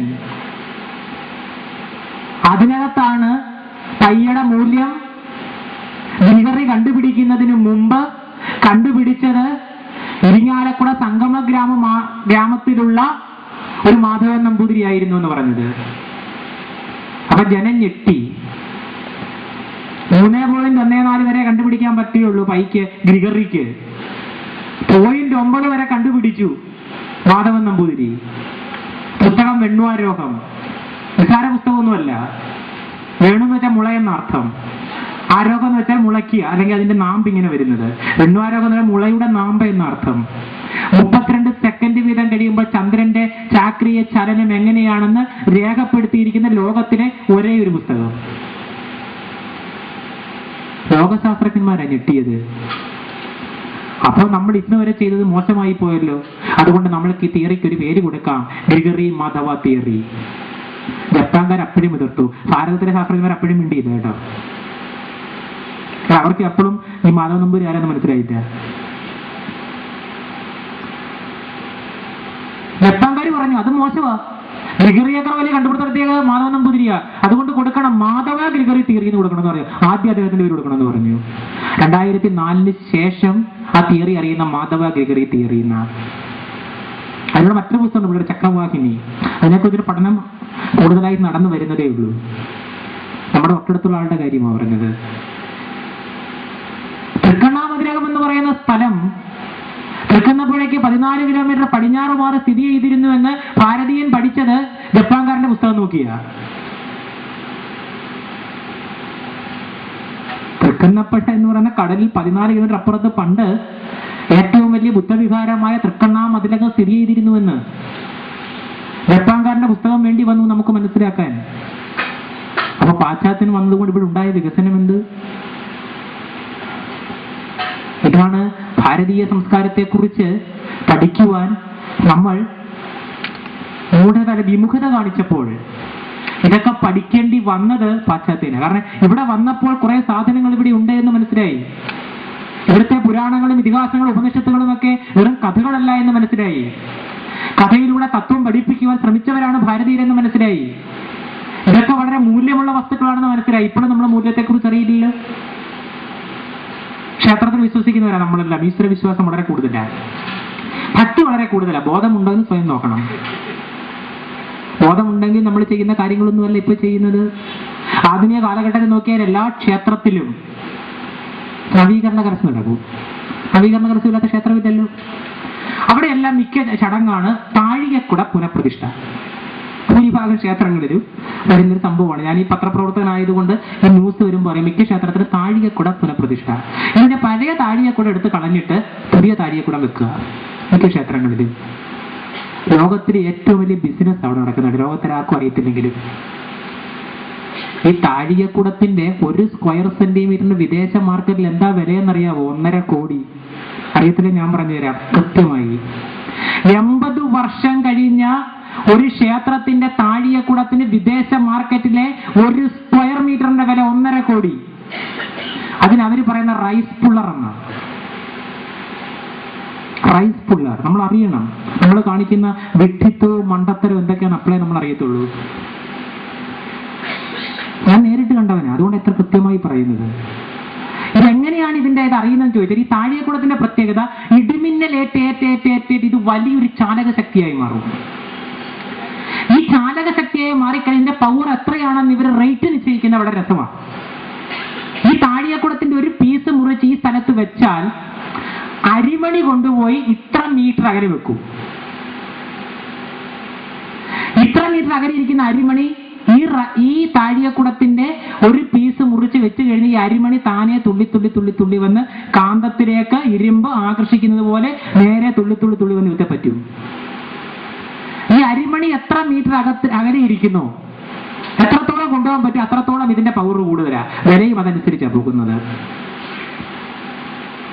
1/2 കോടി രൂപ മുതൽ 1.5 കോടി രൂപ വരെ ഒരു ചെറിയ പീസിന് വില. എന്താ ഇത്രയും മേടിച്ചുകൊണ്ട് പോകുന്ന ഇത്രയും വലിയ വില കൊടുത്ത് വീട്ടിൽ സൂക്ഷിക്കാനല്ല. യുറേനിയവും ഹീലിയം പോലുള്ള വലിയ ലോഹങ്ങളെ പിളർക്കാൻ ഇതിന്റെ റേസ് മതി എന്ന് കണ്ടുപിടിച്ചിട്ടുണ്ട് പാശ്ചാത്യൻ. കോടിക്കണക്കിന് രൂപ വില വരുന്ന യുറേനിയത്തെ സ്പ്ലിറ്റ് ചെയ്ത് കിട്ടുന്ന മൂലകം കൊണ്ട് കോടിക്കണക്കിന് രൂപ വില വരുന്ന വസ്തുക്കൾ ഉണ്ടാക്കാമെന്ന്, അല്ലെങ്കിൽ അതിനനുസരിച്ച് കോടിക്കണക്കിന് രൂപ ലാഭം ഉണ്ടാക്കുന്ന ഒരു ഇൻഡസ്ട്രിയിലേക്ക് പോകാമെന്ന് ഈ താഴിയക്കുടത്തിന് ഒരു പീസ് കൊണ്ട് കഴിയുമെന്ന് വിദേശീയനറിയാം. നമ്മൾ പഴയ താഴിയക്കുടമൊക്കെ വേണമെങ്കിൽ 50 രൂപയ്ക്ക് വിറ്റുകളെ. ഇത് ഒത്തിരി നാളായിട്ട് 150 കൊല്ലമായിട്ട് ഇതിന്റെ മുകളിൽ ഇരിക്കുന്നത് എന്താ കാര്യം? നമുക്ക് പുതിയത് മേടിച്ചു. ഈ പുതിയതിനൊരു കാര്യമില്ല, നമുക്കറിയില്ല. തമാശയായിട്ട് ചിരിക്കാൻ പറ്റും. 1.5 കോടി രൂപ വില. ഇത് മേടിക്കാൻ വന്ന ഒരാളിന്റെ കയ്യിൽ ഇത് കണ്ടതുകൊണ്ടും ഇത് കൃത്യമായ ആൾ എനിക്ക് പറഞ്ഞു തന്നത് കൊണ്ടുമാണ് ഞാൻ ഈ പറയുന്നത്. അല്ല, ഞാൻ ഈ പറഞ്ഞതിൽ 1% പോലും കള്ളവില്ല. അതുകൊണ്ട് ഇതിനെ വിദേശ മാർക്കറ്റിൽ വിളിക്കുന്ന പേര് റൈസ് പുള്ളർ എന്ന, അരിയെ വരിക്കുന്നവൻ. ഇവിടെ താഴിയക്കുളമാണ് സാധനം. വിദേശമായ 2 കാര്യത്തിന് ഏറ്റവും വലിയ വില. ഒന്ന് ഈ താഴിയക്കുളത്തിന്, ആധുനിക വിദേശ മാർക്കറ്റ്. 2 കാട്ടാനയുടെ മസ്തകത്തിന്. കൊമ്പിനൊന്നും വലിയ വിലയൊന്നുമില്ല. കാട്ടാനയുടെ മസ്തകത്തിന് തലച്ചോറ്. വലിയ വലിയ രോഗങ്ങൾക്കുള്ള മരുന്ന് ഇതിൽ നിന്ന് ഉണ്ടാക്കാമെന്നാണ്. കാട്ടാനയുടെ തലച്ചോറിൽ നിന്ന്. നാട്ടിൽ വളർത്തുന്ന ആനയെ വേണ്ട, കാട്ടാന. കാട്ടിൽ ഒറ്റ കൊമ്പനായി മതിച്ച് നടക്കുന്ന ആനയുടെ കൊമ്പ് വേണ്ട, കൊന്നിട്ട് തലച്ചോറ് കൊടുത്താൽ മതി. കോടിക്കണക്കിന് രൂപയാണ്. നമ്മുടെ എത്രയോ താഴിയക്കുടങ്ങൾ നൂറ്റാണ്ടുകൾ പഴക്കമുള്ളത് എവിടേക്കാ പോയിരിക്കുന്നത് സ്വയം ആലോചിച്ച്. ഇതറിയാവുന്നതിന് ബുദ്ധിപൂർവ്വം വന്ന് പഴയ താഴിയക്കുടം മേടിച്ചോണ്ട് പോകും. ചിലപ്പോൾ 10,000 രൂപ തരാൻ നമുക്ക് ഭയങ്കര അന്തരം. നമ്മൾ വെറുതെ കളയാണ്ടിരുന്നതാ. അതിന് 10,000 തന്നെ. അവൻ എത്ര കൂടിയാ കിട്ടുന്നത്? ഇതെല്ലാം പോകുന്ന കൂടുതലും കള്ളക്കടത്തിലൂടെ. അത് വേറെ കാര്യം, നമുക്കറിയില്ല. മനീഷികളായ ആചാര്യന്മാർ ഒരു ക്ഷേത്രം സ്ഥാപിക്കുമ്പോൾ ആ ക്ഷേത്രത്തിന്റെ അതിന്റെ ചുറ്റുപാടുമുള്ള സുരക്ഷ കൂടി, എത്രയധികം ചാലകശക്തിയെ കടത്തിവിടാൻ തക്കവണ്ണമുള്ള ഒരു താഴികക്കുടം കൂടി ക്ഷേത്രത്തിന് മുകളിൽ സ്ഥാപിക്കുമ്പോൾ അതിന്റെ പവർ അതുപോലും നമുക്കറിയാൻ വയ്യാതെ താഴിയക്കുട പുനഃപ്രതിഷ്ഠ നടത്തുമ്പോൾ നമുക്ക് സംഭവിക്കുന്നത് ഇനിയെങ്കിലും ആലോചിക്കുക, കോടിക്കണക്കിന് രൂപയുടെ നഷ്ടമാണ്. ഭാരതത്തിന്റെ ആചാര്യന്മാർ നിസ്സാരരായിരുന്നില്ല. അതുകൊണ്ടാണ് കൃതികളിലൂടെ അവർ കാര്യങ്ങൾ പറഞ്ഞത്. നേരെ രൂപ പറഞ്ഞാൽ നമ്മൾ കേൾക്കില്ല എന്ന് അവർക്കറിയാം. ഒരാളെ വിളിച്ചിരുത്തി എന്തെങ്കിലും കാര്യം പറഞ്ഞാൽ കേൾക്കുമോ? മനസ്സതിലേക്ക് പാകപ്പെടണം. അതുകൊണ്ടാണ് ഞാൻ പറഞ്ഞത് 2 ഇതിഹാസകാരന്മാർ 2 കൊലപാതകങ്ങളിലൂടെ ആരംഭിക്കുന്നു എന്ന് പറഞ്ഞത്. അർജുനെ വർഷങ്ങളായി കൃഷ്ണൻ അറിയാം. അപ്പോഴൊന്നും ഗീത ഉപദേശിച്ചില്ലല്ലോ. എപ്പോഴാ ഉപദേശിക്കുന്നത്? യുദ്ധസന്നിധിയിൽ ആകെ എന്ത് ചെയ്യണമെന്നറിയാതെ ഇതികർത്തവ്യത മൂടനായി അർജുനൻ സംഭ്രമിച്ചിരുന്ന സമയത്താണ് ഇപ്പോഴാണ് നല്ല അവസരം. ഇപ്പൊ പറഞ്ഞാൽ മാത്രമേ അവൻ കേൾക്കത്തുള്ളൂ. അതുകൊണ്ട് ഇപ്പോൾ പറഞ്ഞു കൊടുക്കുകയാണ് കൃഷ്ണൻ. അതുകൊണ്ടാണ് ആദ്യമേ പറഞ്ഞ കൃഷ്ണനെ നമ്മൾ മനസ്സിലാക്കാൻ മറന്നുപോയി. ഇന്ന് നമുക്കറിയാം 33 കോടി ദേവന്മാരുണ്ട് ഹൈന്ദവ മതത്തിലെന്നാണ് പറയുന്നത്. അത് കളിയാക്കിയായ ചിലപ്പോൾ നല്ലതായിട്ടും പറയുന്നുണ്ട്. പക്ഷേ എന്തുകൊണ്ട് എല്ലാ ക്ഷേത്രങ്ങളും ഭാഗവത സപ്താഹം നടത്തുന്നത് കൊണ്ടല്ല കൃഷ്ണൻ സാർവജനീയത്തെ കിട്ടിയത്. കൃഷ്ണൻ ലോകം കണ്ട ഏറ്റവും വലിയ നയതന്ത്രജ്ഞനായിരുന്നു. കൃഷ്ണൻ ലോകം കണ്ട ഏറ്റവും വലിയ ഡിപ്ലോമാറ്റ് ആയിരുന്നു. കൃഷ്ണൻ പറയാത്തതൊന്നുമില്ല ലോകത്ത്. കൃഷ്ണൻ ചെയ്യാത്തതൊന്നുമില്ല ലോകത്ത്. അതുകൊണ്ടാണ് കൃഷ്ണന്റെ കഥ പഠിക്കുമെന്ന് 4 വേദങ്ങളും 18 പുരാണങ്ങളും പഞ്ചമവേദമെന്ന് പുകൾപ്പെട്ട മഹാഭാരതം എന്ന ഇതിഹാസവും എഴുതിയ വ്യാസൻ പറഞ്ഞു, നിങ്ങൾ ഇതെല്ലാം പഠിച്ചിട്ടും ഗുണമില്ല, ഭാഗവതം പഠിക്കണം. വേദങ്ങൾ, ഉപനിഷത്ത്, വാക്യങ്ങൾ, ശാസ്ത്രങ്ങളും ആദിയെ പാനം ചെയ്ത് സർവജ്ഞനെന്നാകിലും ഭാഗവതത്തിൽ 1-ാം അധ്യായം. മാധവൻ കഥാമൃതം തന്നിലുള്ള അഭിരുചി ചേതസി കുറഞ്ഞീടിൽ ഏതുമേ ഫലമില്ല. നിങ്ങൾ എന്തൊക്കെ പഠിച്ചു? വേദം മൊത്തം പഠിച്ചു. നിസ്സാരമല്ലല്ലോ വേദം. വേദം എത്ര ഉണ്ടെന്നാണ് നമ്മുടെ ധാരണ? 4. ഞാൻ പറയുന്നു 5. പക്ഷെ നമ്മൾ 4 നമുക്കറിയത്തുള്ളൂ. വേദം 5 ഉണ്ട്. ഒരു വേദത്തെ കുറിച്ച് ആരും പരാമർശിക്കുന്നില്ല. ബ്രഹ്മാവിന് 4 മുഖം ഉള്ളതുകൊണ്ട് വേദം 4. ബ്രഹ്മാവിന് 4 അല്ലാതെ 5 മുഖം ഉണ്ടായിരുന്ന കഥ അറിയാമല്ലോ.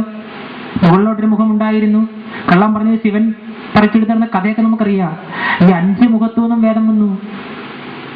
പക്ഷേ 24 വർഷമെടുത്ത് ഭീഷ്മരാണ് വേദങ്ങൾ ക്രോഡീകരിക്കുന്നത്, വേദങ്ങളെ ഒന്ന് പുനഃശേഖരിക്കുന്നത്. അതിനെ പിന്നീട് 12 വർഷങ്ങളെടുത്ത് വ്യാസൻ 4ആയിട്ടൊന്ന് വിഭജിക്കാൻ. 36 വർഷം കൊണ്ടാണ് അങ്ങനെ ഈ ഹൃക്ക്, യജുസ്, സാമും, അഥർവം എന്ന് പറയുന്ന 4 വേദങ്ങൾ നമുക്ക് ലഭിക്കുന്നത്. ബ്രഹ്മാവിന്റെ മുഖത്ത് നേരത്തെ പോയതാണ്. ഭീഷ്മരാണ് അതിനെ മുഖ്യ വക്താവ് വേദം കിട്ടാൻ. വ്യാസനെ നമ്മൾ വേദം വ്യസിച്ചവൻ എന്നൊക്കെ പറയുന്നുവെങ്കിലും 24 വർഷമെടുത്ത് ഭീഷ്മരാണ് അത് മുഴുവൻ കണ്ടെത്തുന്നത് വേദം. അത് പിന്നീട് ഈ പറഞ്ഞ ഋഗ്വേദം ഒരു സൈഡിൽ, സാമവേദം വേറൊരു സൈഡിൽ, അഥർവവേദം വേറൊരു സൈഡിൽ, യജുർവേദം വേറൊരു സൈഡിൽ, ഇങ്ങനെ 4ആക്കി പകുത്തു എന്നതാണ് വ്യാസൻ ചെയ്തത്. അതിന് ആവശ്യമില്ലാത്ത കുറെ സംഭവങ്ങൾ ബ്രഹ്മവേദം എന്ന പേരിൽ നിലനിൽക്കുന്നുണ്ട്. അവിടെ 5 വേദം എന്ന് പറഞ്ഞത് ഇവിടെ അതുകൊണ്ടാണ് പറഞ്ഞത് നിങ്ങൾ വേദങ്ങൾ മുഴുവൻ പഠിച്ചുകൊള്ളൂ, ഉപനിഷത്ത് മുഴുവൻ പഠിച്ചുകൊള്ളൂ. 108 എണ്ണം പ്രധാനം, 2000-ലധികമുണ്ട്, എല്ലാം പഠിച്ചു. ഇതിഹാസം മുഴുവൻ പഠിച്ചു, പുരാണങ്ങളൊക്കെ പഠിച്ചു. പക്ഷേ നിങ്ങൾ കൃഷ്ണന്റെ കഥ പറയുന്ന ഭാഗവതം പഠിച്ചില്ലെങ്കിൽ നിങ്ങളുടെ മനസ്സിനൊരിക്കലും ഒരു കാര്യവുമില്ല. അതുകൊണ്ട് ആ ഭാഗവതം 1-ാം ദിവസം വായിക്കുമ്പോൾ തന്നെ വ്യാസൻ പറഞ്ഞത് വേദങ്ങൾ, ഉപനിഷത്ത്, വാക്യങ്ങൾ, ശാസ്ത്രങ്ങളും ആദിയെ പാനം ചെയ്ത് സർവജ്ഞനെന്നാകിലും മാധവൻ കഥാമൃതം തന്നിലുള്ള അഭിരുചി ഖേദത്തി കുറഞ്ഞിടിലേതുമേ ഫലമില്ല. മാധവന്റെ കഥയിലുള്ള അഭിരുചി വേണം. മാധവൻ ശ്രീകൃഷ്ണനാണെന്നറിയാം. ഈ ശ്രീകൃഷ്ണന്റെ കഥ പഠിക്കണമെന്ന് പറഞ്ഞപ്പോൾ ഞാൻ നേരത്തെ പറഞ്ഞതുപോലെ മാധവന്റെ കഥ പഠിക്കുമെന്ന് വ്യാസൻ പറഞ്ഞത് മൃഗനെ കൊന്നതോ കൊന്നെടുത്തുയർത്തിയതോ ഒന്നും പഠിക്കാനല്ല പറഞ്ഞത്. ഈ കഥയിൽ തത്വമുണ്ട്. അതുകൊണ്ട് ആദ്യം പറഞ്ഞേ അസ്പഷ്ടം സ്പഷ്ടം മാത്രേ പുനരൊരു പുരുഷാർത്ഥാത്മകം ബ്രഹ്മതത്വം. കാരണം കൃഷ്ണൻ എന്ന വാക്ക് തന്നെ പരബ്രഹ്മം എന്നർത്ഥം. കൃഷ്ണ ഭൂവാചക ശബ്ദോ ശ്നാച്ച നിർവൃതി വാചക തയോരൈക്യം പരബ്രഹ്മം കൃഷ്ണ ഇത്യഭിധീയതേ. ഇതാണ് കൃഷ്ണ ശബ്ദത്തിന് അർത്ഥം കൊടുത്തിരിക്കുന്നത്. കൃഷ്ണ ഭൂവാചക ശബ്ദോ, ഭൂമിയിലുണ്ടായ ആദ്യത്തെ ശബ്ദമായ ഓംകാരം എന്ന വാക്കിന്റെ അർത്ഥം. ശ്നാച്ച നിർവൃതി വാചക, രണ്ടാമത്തെ അക്ഷരമായ ശ്ന നിർവൃതി അഥവാ മോക്ഷത്തെ പ്രദാനം ചെയ്യുന്നു. തയോരൈക്യം പരബ്രഹ്മം, ഇത് രണ്ടുകൂടെ കൂടിച്ചേരുമ്പോൾ പരബ്രഹ്മം എന്ന അർത്ഥം കിട്ടുന്നു. കൃഷ്ണ ഇത്യഭിധീയത, ഇതാണ് കൃഷ്ണ ശബ്ദത്തിന്റെ അർത്ഥം. അതുകൊണ്ടാണ് നിങ്ങൾ കൃഷ്ണന്റെ കഥ പഠിക്കാൻ പറഞ്ഞത്. കാരണം കൃഷ്ണന്റെ കഥയിൽ ലോകത്തിലെ എല്ലാ കാര്യങ്ങളും ഉണ്ട്. എന്നാൽ പുറമേ നിന്ന് വായിക്കുമ്പോൾ ഇതാണോ കൃഷ്ണൻ ചെയ്തതെന്ന് സ്വാഭാവികമായും തോന്നും. ദൂത് പറയാൻ പോയി കൗരവ സഭയിൽ കൃഷ്ണന്റെ ഒരു സംഭവം വിജയിച്ചില്ല. ആധുനിക ഭാഷ പറഞ്ഞ ദൂത് 7 നില പൊട്ടി. ജരാസന്ധൻ ഉപദ്രവിക്കാൻ വന്നു. പുള്ളിക്കാരൻ ഒറ്റ ഓട്ടം പേടിച്ച് പോയി നിന്ന് ദ്വാരകയില. പേടിച്ചോടിയത് കൃഷ്ണൻ. നേരിട്ട് ലോകത്തൊരു കല്യാണം ഈ മനുഷ്യൻ കഴിച്ചിട്ടില്ല. കഥയെല്ലാം അങ്ങനെയല്ലേ. മൊത്തം ആധുനിക ഒരു ഭാഷയിൽ രഹസ്യമായി പറഞ്ഞ മുഴുവൻ രജിസ്റ്റർ കല്യാണങ്ങളായിരുന്നു പുള്ളിയുടെ. രുക്മിണിയെ നേരെ ചെന്ന് വിവാഹ പന്തലിൽ നിന്ന് കഴിച്ചതാണോ? അല്ലല്ലോ. ജാമ്പവതി എങ്ങനെയായിരുന്നോ കഴിച്ചത്? അപ്പം പറയുന്നു പുള്ളിയുടെ കഥ പഠിച്ചേ. നമ്മളോട് ചോദിക്കുന്നതാണ്. ഇങ്ങനെ പിന്നെ പുള്ളി ചെറുപ്പം മുതൽ അറിയാവുന്ന എന്താ? എണ്ണ മോഷ്ടിച്ചു തിന്നവൻ, ആരുമില്ലാത്തപ്പോൾ വീടുകളിൽ കയറി മോട്ടിക്കുക, കള്ളനെന്നാണ് വിളിക്കുന്നത് എല്ലാവരും. പിന്നെ തന്നേക്കാൾ പ്രായമുള്ള ഗോപികമാരോടൊപ്പം പ്രണയിച്ചു നടന്നവൻ. ഇങ്ങനെ നിരവധി ആരോപണങ്ങൾ. ആധുനിക കാലഘട്ടത്തിൽ ആണ് കൃഷ്ണൻ ജീവിച്ചിരുന്നതെങ്കിൽ ആരോപണങ്ങളാൽ മുങ്ങിയേനെ. അങ്ങനെ നിരവധി ആരോപണങ്ങളുള്ള കൃഷ്ണന്റെ കഥ നിങ്ങൾ പഠിച്ചില്ലെങ്കിൽ നിങ്ങളുടെ ജീവിതം കൊണ്ട് അർത്ഥവുമില്ല എന്ന് പറഞ്ഞ വ്യാസന്. വ്യാസൻ നിസ്സാരനല്ല, നമ്മൾ ആലോചിക്കണം. നിസ്സാരനല്ലല്ലോ വ്യാസൻ. നമോസ്തുതേ വ്യാസവിശാലബുദ്ധേ പുല്ലാരവിന്ദായത പത്രനേത്ര ഏനത്വയാ ഭാരത തൈലപൂർണ പ്രജ്വാലിതോ ജ്ഞാനമയ പ്രദീപ. വ്യാസൻ എന്ന് പറയുന്ന മനുഷ്യൻ ജനിച്ചില്ലായിരുന്നുവെങ്കിൽ ഈ ഭാരതീയ സംസ്കാരം എങ്ങും എത്തില്ലായിരുന്നു എന്ന് പിൽക്കാലത്ത് പറയേണ്ടി വന്ന വ്യക്തിയാണ് വ്യാസൻ. അപ്പൊ വ്യാസനാ പറഞ്ഞത് ഈ കൃഷ്ണന്റെ കഥ നിങ്ങൾ പഠിക്കുക. ഏത് കൃഷ്ണന്റെ? ആദ്യം പറഞ്ഞ സംഭവങ്ങളൊക്കെ ചെയ്ത കൃഷ്ണന്റെ. അപ്പൊ ഇത് പഠിച്ചിട്ട് എന്താ കാര്യം? അടുത്ത ചോദ്യം. പിന്നെ അത് മാത്രമല്ല, ആരോപണം തീരുന്നില്ലല്ലോ. പുള്ളിക്ക് 1 അല്ല 2 അല്ല 3 അല്ല 10 അല്ല 50 അല്ല 100 അല്ല ഭാര്യമാർ, 16,008. അപ്പോഴും വ്യാസം പറയുന്നു കൃഷ്ണന്റെ കഥ പഠിക്കുക. ഭാഗവതം പാനം ചെയ്യുന്നതോറും മുമുക്ഷുവായി ഭവിക്കുന്നു. ഭാഗവതം കഥ ആരുടെയാ? കൃഷ്ണന്റെയാ? യോഗേശ്വരനായ ശ്രീകൃഷ്ണ ഭഗവാന്റെ ഭഗവത് ലീലകൾ അലങ്കൃതമായ കൃതി ഭാഗവതം. 7 ദിവസം കേട്ടപ്പോൾ പരീക്ഷത്തിന് മോശം കിട്ടി. നമ്മൾ എത്ര പ്രാവശ്യം കേട്ട് കാണും? 7 ദിവസമേ കേട്ടുള്ള പരീക്ഷത്ത് മോശം കിട്ടി അല്ലേ? കഥ എങ്ങനെയാണല്ലോ, ഈ ഭാഗവതം തുടങ്ങുന്നത് തന്നെ അങ്ങനെയാണല്ലോ. അതായത് പരീക്ഷിത്ത് നിസാരനല്ല പരീക്ഷിത്ത്, അത് നമ്മൾ ആലോചിക്കണം. ആ പരീക്ഷത്തിന് ശാപം കിട്ടി. ബ്രഹ്മാസ്ത്രം ഏറ്റിട്ട് പോലും മരിക്കാത്ത മഹാനാണ് പരീക്ഷിത്ത്. കഥ എങ്ങനെയല്ലേ? അഭിമന്യുവിന്റെ ബ്രഹ്മാസ്ത്രം വന്നേറ്റില്ലേ? ഈ അശുദ്ധമാവിന്റെ ബ്രഹ്മാസ്ത്രം വന്നേറ്റില്ലേ ഗർഭത്തിൽ കിടക്കുമ്പോൾ? എന്നിട്ടും മരിച്ചില്ല. അപ്പൊ ബ്രഹ്മാസ്ത്രം എന്നൊക്കെ പറയുന്നത് നിസ്സാര സംഭവമല്ല. ബ്രഹ്മമാകുന്ന അസ്ത്രവാ, ബ്രഹ്മത്തിനപ്പുറത്തൊന്നുമില്ല. അത് വന്നേറ്റിട്ട് പോലും ഒന്നും സംഭവിച്ചില്ല കുട്ടിക്ക്. അങ്ങനെ പരീക്ഷയിൽ കൂടി ജനിച്ചത് കൊണ്ടാണ് അവന് പരീക്ഷത്ത് നാമകരണം ചെയ്തത്. കഥ എങ്ങനെയാ പറയുന്നത്? അപ്പൊ ആ കുട്ടി പോലും ഒരു പാമ്പ് കടിച്ച് മരിച്ചു. പാമ്പ് കടിച്ച് മരിച്ചാൽ അപവൃത്തിയാ. സ്വർഗത്തിലെത്തിയപ്പോൾ തട്ടിൽ വെച്ചു എന്നാ പറയുന്നത്. പരീക്ഷത്തിന്റെ ആത്മാവിനെ ഒരു തട്ടിലും 4 വേദങ്ങളെ മറുതട്ടിലും വെച്ചു. പരീക്ഷത്തിന്റെ ആത്മാവിനെ തട്ട് താഴ്ന്നിരുന്നു. അപമൃത്യുവായിട്ട് കൂടി. പാമ്പ് കടിക്കുക, അല്ലെ പട്ടി കടിച്ച് മരിക്കുക, തീയിൽ വീണ് മരിക്കുക എന്നൊക്കെ പറഞ്ഞ അപമൃത്യുവാണ്. അപമൃത്യു ഒരിക്കവർക്ക് സ്വർഗം കിട്ടില്ലെന്നാ വിശ്വാസം. പക്ഷെ 4 വേദങ്ങളെക്കാൾ ശ്രേഷ്ഠത പരീക്ഷത്തിന്റെ ആത്മാവിനുണ്ടായിരുന്നു എന്നപ്പോ നേരെ സ്വർഗത്തിലെ കയറ്റി വിട്ടത്. കാരണം എന്താ? ഭാഗവതം കേട്ടു. ഭാഗവതിലെ കഥ എന്താ? കൃഷ്ണന്റെ കഥ. കൃഷ്ണന്റെ കഥ എന്താ? നേരത്തെ പറഞ്ഞു. ഓക്കെ,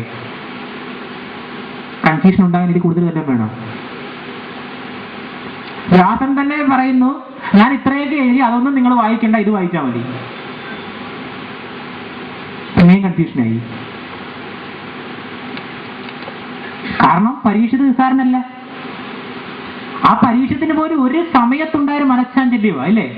കാട്ടിൽ നായാട്ടിന് പോയി ദാഹിച്ചു ചെന്നപ്പോ വെള്ളം കിട്ടിയില്ല. ഒരു സന്യാസി ഇരിക്കുന്നു. സന്യാസിയോട് ചെന്ന് വെള്ളം ചോദിച്ചു. സന്യാസി അനക്കമില്ല. സന്യാസി ഇരിക്കുകയാണ്. അപ്പൊ തന്നെ ചക്രവർത്തിയായ താനൊന്നും എഴുന്നേറ്റ് പോലും ചെയ്തില്ലല്ലോ. ദേഷ്യം വന്നു. അടുത്തവരെ പാമ്പിനെ എടുത്ത് തോളത്തേക്ക് ഇട്ടു അല്ലേ? എത്രയും കള്ളനത്രയും മഹായോഗി പോൻ ഇത്ര വെള്ളം കൊടാ ദാഹമുള്ളോർക്കിവൻ യുദ്ധമുള്ളിൽ കൃത ചത്ത പാമ്പൊന്നെടുത്തിട്ടവൻ മെയ്യിലേ കൃഷ്ണരാമാകരി എത്തച്ചും പറയുന്നുണ്ട്. ഇത് കണ്ടോണ്ടാ മകൻ വരുന്നത്. മകനും കൂട്ടുകാരുടെ വരുക സന്യാസിയുടെ. വന്നപ്പോ അച്ഛന്റെ കഴുത്തെ കിടക്കുന്നു ചത്ത പാമ്പ്. കൂട്ടുകാർ ഇത് കണ്ടപ്പോ ചിരിയോടെ ചിരി. കൊള്ളാവല്ലോടാ നിന്റെ അച്ഛൻ. നിന്റെ അച്ഛനും പരമശിവനും തമ്മിൽ 2 സെയിം. 2ന്റെയും കഴുത്തിലും പാമ്പുണ്ട്. പക്ഷെ ഒരേ ഒരു വ്യത്യാസം, പരമശിവന്റെ കഴുത്തിലെ പാമ്പിന് ജീവനുണ്ട്, നിന്റെ അച്ഛന്റെ കഴുത്തിലെ പാമ്പിന് ജീവനില്ല. മറ്റു കൂട്ടുകാർ കളിയാക്കിയത് അല്ലാതൊന്നും പരീക്ഷനെ ശപിക്കാൻ ഈ സന്യാസിയുടെ പുത്രൻ ഉദ്ദേശിച്ചിരുന്നില്ല. ആ സ്വാത്വികനായ പുത്രൻ വന്നിട്ട് ആ പാമ്പിനെ എടുത്ത് കളയാം. അവൻ വിചാരിക്കും മുകളിലൊന്നും വല്ല വീണതാണെന്നൊക്കെ വിചാരിച്ചങ്ങ് മാറ്റിക്കളഞ്ഞേനെ. കൂട്ടുകാരൻ കൊടുത്ത പണിയാണ്.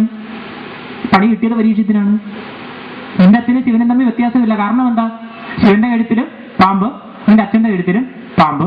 ഒരേ ഒരു വ്യത്യാസം, നിന്റെ അച്ഛന്റെ കഴുത്തിലെ പാമ്പ് ചത്തതാണ്, ശിവന്റെ കഴുത്തിലെ ദേഷ്യം വന്നു. ഏറ്റവും കോപം ഉൾക്കൊണ്ട് തൻ പുത്രന് ഊറ്റമായ ഒരു ശാപം കൊടുത്തു ബലാൽ മൂർത്തനാം ഭൂവനെ തക്ഷകൻ താൻ കടിച്ചിടും ഏഴാതിനെ കൃഷ്ണരാമഹരി എന്നാ പറഞ്ഞു. യാതൊരു സംശയം, ഒറ്റ ശാപം അവിടെ 7 ദിവസം കൊണ്ട് മരിക്കും. ഇനി എന്താ രക്ഷ? ആകെ വ്യതിത ഹൃദയനായി പരീക്ഷിത്ത് പോയിരിക്കുകയാണ്. ഇരിക്കുമ്പോഴാണ് വരുന്നത് ആര്? ശുഗൻ. ശുഗൻ നിസ്സാരനല്ലല്ലോ, വ്യാസന്റെ പുത്രനല്ലേ. ധർമാർത്ഥ കാമമോക്ഷാണാം ഉപദേശ സമന്വിതം പൂർവവൃത്തം കഥായുക്തം ഇതിഹാസം പ്രതീക്ഷതേ. ധർമ്മം, അർത്ഥം, കാമം, മോക്ഷം, ഇതിനു വേണ്ടി ജീവിച്ച് മരിച്ച തന്റെ 4 പുത്രന്മാരുടെ കഥ വ്യാസൻ എഴുതി കഴിഞ്ഞപ്പോൾ ഇത് മഹാഭാരതമായി. ധർമ്മത്തിന് വേണ്ടി ജീവിച്ച് ധർമ്മത്തിന് വേണ്ടി മരിച്ച പുത്രൻ വിതുരർ, അർത്ഥത്തിന് വേണ്ടി ജീവിച്ച് അർത്ഥത്തിന് വേണ്ടി മരിച്ച പുത്രൻ ധൃതരാഷ്ട്രൻ, കാമത്തിന് വേണ്ടി ജീവിച്ച് കാമത്തിന് അടിപ്പെട്ട് മരിച്ച പുത്രൻ പാണ്ഡു, മോക്ഷത്തിന് വേണ്ടി ജീവിച്ച് മോക്ഷപ്രാപ്തിയിലേക്ക് എത്തിയ സാക്ഷാൽ ശുഗൻ. ഈ 4 മക്കളുടെ കഥ. ധർമ്മത്തിന് വേണ്ടി ഒരു വ്യക്തി ജീവിച്ചാൽ എന്ത് സംഭവിക്കും? അർത്ഥത്തിന് വേണ്ടി ഒരു വ്യക്തി ജീവിച്ചാൽ എന്ത് സംഭവിക്കും? കാമത്തിന് വേണ്ടി ജീവിച്ചാൽ എന്ത് സംഭവിക്കും, മോക്ഷത്തിന് വേണ്ടി ജീവിച്ചാൽ എന്ത് സംഭവിക്കും. ഈ പുരുഷാർത്ഥങ്ങളിൽ ഓരോന്നിനും വേണ്ടി ഓരോ മക്കളും ജീവിച്ചപ്പോൾ അവർക്ക് സംഭവിച്ചത് എന്താ എന്ന് ലോകത്തിന്റെ മുമ്പിലേക്ക് കാട്ടിത്തന്നു വ്യാസൻ. അതിനാ സാക്ഷാൽ മഹാഭാരതം എന്ന ഇതിഹാസം വ്യാസൻ എഴുതിയത്. അതുകൊണ്ടാണ് പറഞ്ഞത്, ഇതിലുള്ളത് ലോകത്തെല്ലായിടത്തും ഉണ്ട്, ഇതിലില്ലാത്തത് ലോകത്ത് ഒരിടത്തുമില്ല എന്ന് പറഞ്ഞത്. അപ്പോഴാണ് ഈ എന്താണ് എനിക്ക് 7 ദിവസം കൂടിയേ ഉള്ളൂ മരിക്കാൻ, എന്താണ് കരണീയം കേൾക്കാൻ. അപ്പോഴാ ചെല്ലുന്ന ശുഗൻ അത് നിസ്സാരനല്ല. നമ്മൾ പറഞ്ഞല്ലോ വ്യാസൻ നിസ്സാരനെന്ന് പറഞ്ഞാൽ മകനായ ശുഗന് നിസ്സാരനല്ല. അച്ഛനേക്കാൾ വലിയ മകൻ, അതാ ശുഗൻ. ശുഗന്റെ മരണം പോലും മഹാഭാരതങ്ങൾ നമ്മൾ ഞെട്ടിപ്പോകും. ലോകത്ത് മരിക്കാത്ത ഒരേ ഒരു വ്യക്തി ശുഗനാണ്. കൃഷ്ണപ്പുറത്ത് പറഞ്ഞല്ലോ, ജാതസ്ഥിക്ക് ധ്രുവോ മൃത്യു ധ്രുവൻ ജന്മമൃതസ്ഥിത. അതിന് ആകെ ഒരു അപവാദം ധ്രുവനാണ്, മരിച്ചില്ല ധ്രുവൻ. വേദത്തിൽ ധ്രുവന്റെ ചരിതം പറയുന്നത്, ധ്രുവനെ അവസാനം ശുഗനെ അവസാനം മോനെ ശുഗ എന്ന് വ്യാസൻ വിളിക്കുമ്പോൾ പ്രപഞ്ചമാണ് വിളി കേട്ടത്, അച്ഛ അച്ഛന്ന്. പ്രപഞ്ചത്തിൽ ലയിക്കുകയാണ് ചെയ്തത്. ശുഗൻ എന്ന് പറഞ്ഞ കാമം, ക്രോധം, മോഹം, ലോഭം, മതം, മാത്സര്യം ഒന്നും ഉണ്ടായിരുന്നില്ല. എല്ലാത്തിനെയും ഒരേപോലെ ഒരു നിസ്സംഗഭാവം. സന്യാസി എന്ന വാക്കിന് 100% അർഹനായ വ്യക്തി.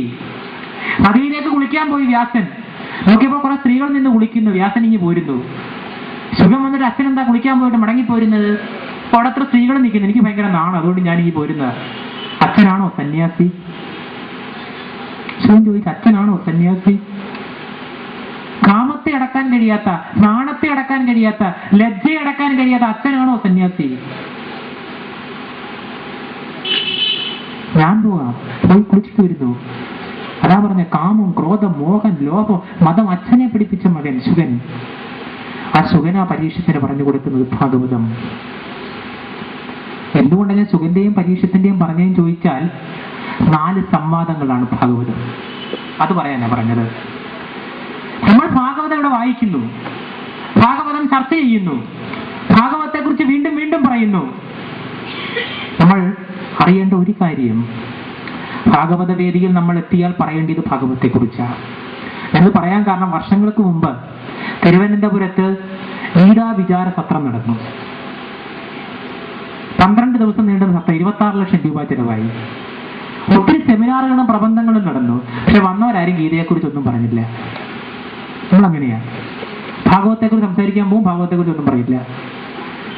രാമായണത്തെക്കുറിച്ച് സംസാരിക്കാൻ പോകും, ഭയങ്കര പ്രശ്നങ്ങൾ നടത്തിയിട്ട് പോകും, രാമായണത്തെക്കുറിച്ച് ഒന്നും പറയില്ല. ഇത് ഭാഗവത വേദിയാണ്. അറിയാൻ ഭാഗവതത്തെ കുറിച്ചാണ്. ഭാഗവതം നമുക്ക് എന്ത് നൽകുന്നു എന്ന് നമ്മൾ അറിഞ്ഞിരിക്കണം. അത് വെറുതെ ഭാഗവതം കേട്ട് കാര്യമില്ലല്ലോ. 7 ദിവസം കൊണ്ട് സാക്ഷാൽ പരീക്ഷത്തിന് മോക്ഷം കൊടുത്ത കൃതിയാണ് ഭാഗവതം. ആ മോക്ഷം കൊടുത്തത് വെറും ഭക്തിയുടെ അടിസ്ഥാനത്തിൽ മാത്രമല്ല, അത് നമ്മൾ ആലോചിക്കേണ്ടത്. ഇത്രയൊക്കെ പറഞ്ഞ, ഇത്രയൊക്കെ അപവാദ പ്രചരണത്തിന് ഇരയായ കൃഷ്ണന്റെ കഥയാണ് പറഞ്ഞു കൊടുത്തത്.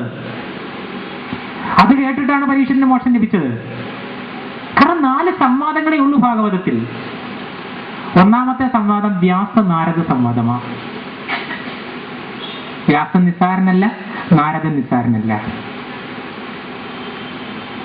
ഇന്നത്തെ സംവാദം ശുഗ പരീക്ഷിച്ച സംവാദമാണ്. ശുഗനും പരീക്ഷിച്ചുള്ള സംവാദം. 3ാമത്തെ സംവാദം സൂത ശൗനക സംവാദമാണ്. സൂതനും ശൗനകനും തമ്മിൽ നടന്ന സംവാദം. 4ാമത്തേത് വിതുര മൈത്രേയ സംവാദമാണ്. ഈ 4 സംവാദങ്ങൾ കഴിയുമ്പോൾ ഭാഗവതം കഴിഞ്ഞു. 4 സംവാദങ്ങൾ ഏർപ്പെട്ടവർ എത്ര പേർ? 8 പേർ. 8 പേരും നിസ്സാരരല്ല. നമുക്കിതിലൊരു സംവാദം പോലും 5 മണിക്കൂറോ 10 മണിക്കൂറോ 10 ദിവസം എടുത്താൽ പറഞ്ഞു തീർക്കാൻ പറ്റില്ല. കാരണം ഇവരൊക്കെ അത്ര വ്യക്തിത്വങ്ങളുള്ളവരാ. ആദ്യത്തെ സംവാദം പറഞ്ഞു, വ്യാസ നാരദ സംവാദമാ. 2ാമത്തെ ഇപ്പൊ പറഞ്ഞത് ശുഗ പരീക്ഷിത സംവാദം. 3ാമത്തെ സൂത ശൗനക സംവാദം. 4ാമത്തെ വിതുര മൈത്രേയ സംവാദം. ഈ സംവാദം ഭാഗവതമായി. എന്തുകൊണ്ട് ഇത് ഭാഗവതമായി? ഇതിൽ 4 കാര്യങ്ങളുള്ളതുകൊണ്ട് ഭാഗവതമായി. ഇവിടെ സംവാദത്തിൽ ഉരുത്തിരിഞ്ഞു വന്ന 4 കാര്യങ്ങളാ. 1 ഭക്തിവർദ്ധനം, 2 ഗർവവർജനം, 3 വാക്യർത്ഥ വിജ്ഞാനം, 4 തത്വനിരൂപണം. ഈ 4 കാര്യങ്ങൾ ഇവരുടെ സംവാദത്തിലൂടെ വന്നതുകൊണ്ട് ആ ആ പുസ്തകം ക്രോഡീകരിച്ചപ്പോൾ അതിന് ഭാഗവതം എന്ന് പേരിട്ടു. ഭാഗവതത്തിലെ ആദ്യ അക്ഷരമായ ഭ ഭക്തിവർദ്ധനം സൂചിപ്പിക്കുന്നു. രണ്ടാമത്തെ അക്ഷരമായ ഗ ഗർവവർജനം സൂചിപ്പിക്കുന്നു. മൂന്നാമത്തെ അക്ഷരമായ ത തത്വനിരൂപണത്തെ സൂചിപ്പിക്കുന്നു. വാക്യർത്ഥ വിജ്ഞാനത്തെ സൂചിപ്പിക്കുന്നു. മൂന്നാമത്തെ അക്ഷരമായ വ. നാലാമത്തെ അക്ഷരമായ ത തത്വനിരൂപണത്തെ സൂചിപ്പിക്കുന്നു. ഭാഗവതം നിസ്സാരമല്ലല്ലോ.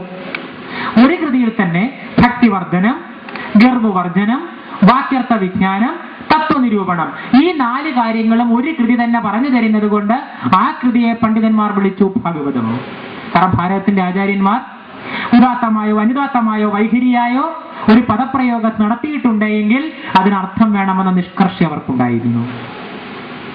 ഭാരതം നമ്മുടെ നാടിന് പേരിട്ടപ്പോൾ ഭാതി സർവശാസ്ത്രേഷു രാതി സർവേഷു ജന്തുഷു കാരണം സർവലോകേഷു തേനേ ഭാരതമുച്യതേ എന്ന് അതിന് നിർവചനം കൊടുത്തു. അപ്പുറത്ത്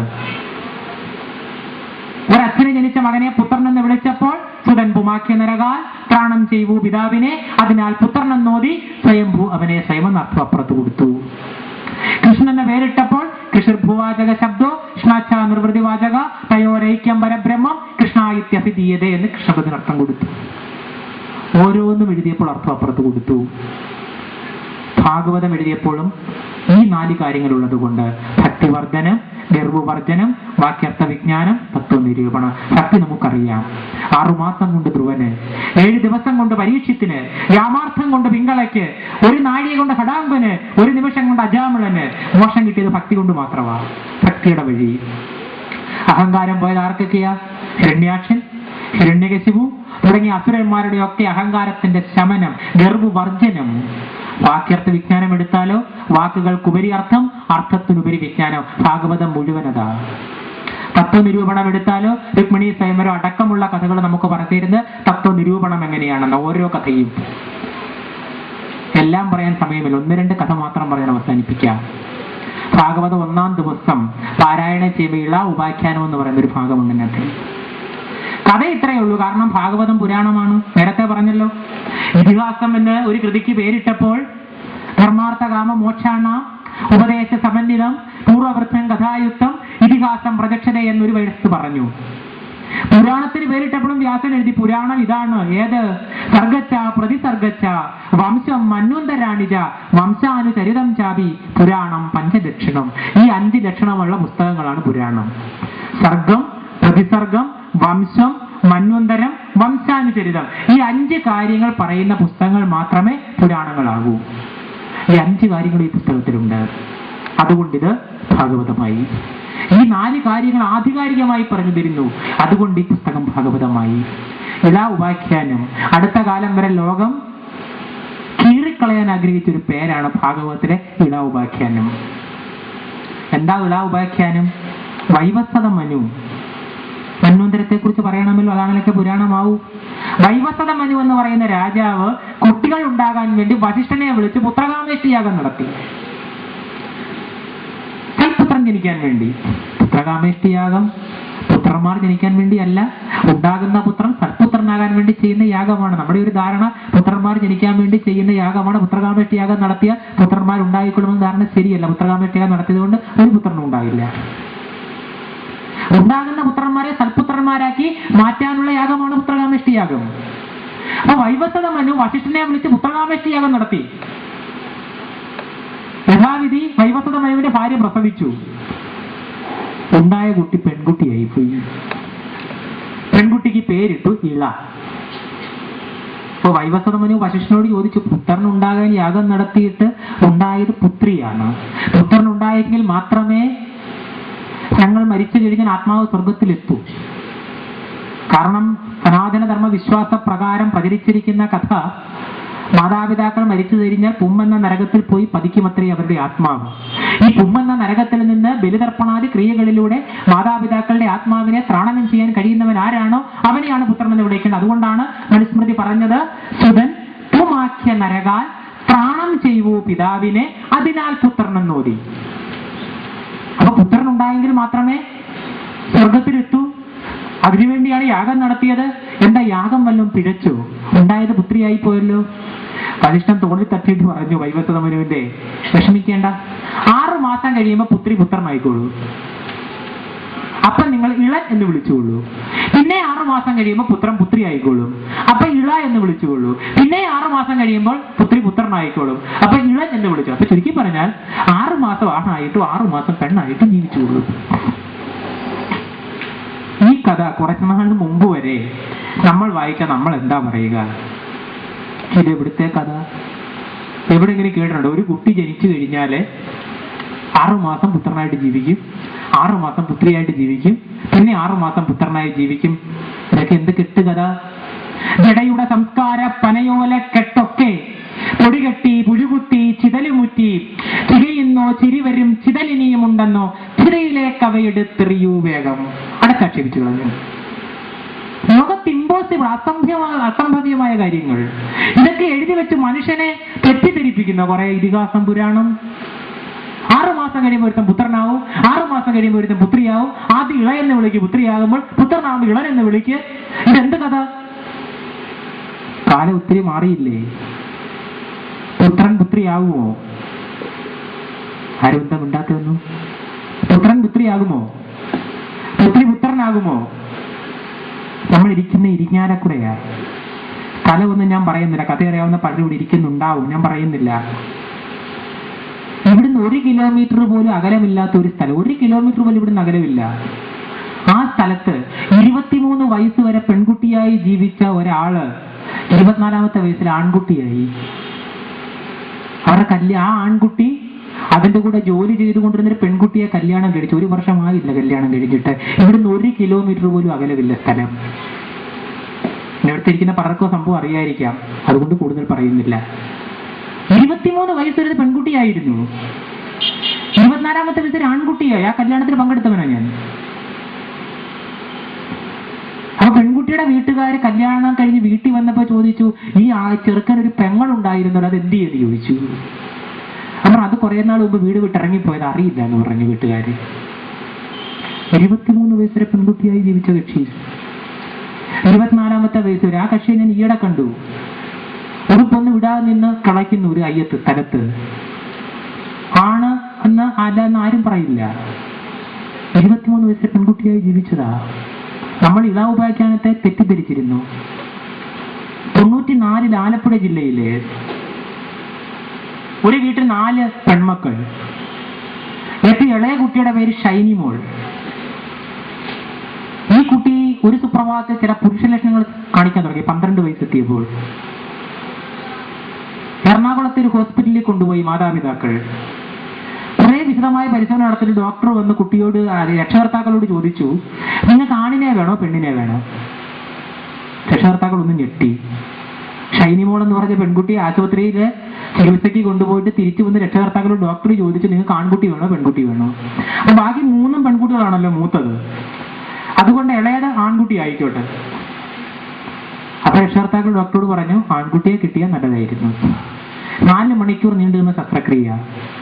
ഷൈനിമോളായിട്ട് അങ്ങോട്ട് പോയ പെൺകുട്ടി ഷൈൻ കുമാറായിട്ട് പുറത്തോട്ട് ഇറങ്ങി. ഉപാഖ്യാനം തെറ്റായിരുന്നു. ഇങ്ങനെയുള്ളത് ഇമ്പോസിബിൾ ആണ്. ഈ ലോകത്ത് ഒരിടത്ത് പോയി നടക്കില്ല.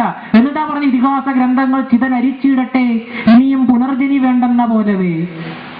ഇതൊക്കെ കൊണ്ട് കത്തിച്ചു കളയാനാ പറഞ്ഞത്. ഇതൊക്കെ അസംഭവ്യമാണ്. ഇതൊക്കെ കെട്ടുകഥ പ്രചരിപ്പിക്കുന്നതാണ്. ഇതൊന്നും ലോകത്ത് ഒരിടത്തും നടക്കില്ല. 12 വയസ്സുകാരി പെൺകുട്ടി ആൺകുട്ടിയായി, 23 വയസ്സുകാരി പെൺകുട്ടി ആൺകുട്ടിയായി. ഇതൊക്കെ നമ്മുടെ ചുറ്റുപാട്. ഞാൻ ഒത്തിരി ഒന്ന് ആലപ്പുഴയുടെ കഥ പറഞ്ഞെങ്കിൽ ഞങ്ങളുടെ ജില്ലയിൽ നടന്ന സംഭവം. ഇത് പറഞ്ഞത് കിരിങ്ങാലക്കുടയ്ക്ക് 1 കിലോമീറ്റർ അടുത്ത്. പത്രത്തിൽ വാർത്ത കൊടുക്കാതിരുന്ന് അവർ കൊടുക്കരുത് എന്ന് നമ്മൾ റിക്വസ്റ്റ് ചെയ്തുകൊണ്ടാണ്. പക്ഷേ കേരളം അറിയപ്പെടുന്ന വാർത്തയാണെന്ന് എനിക്ക് തോന്നിയിട്ടുണ്ട്.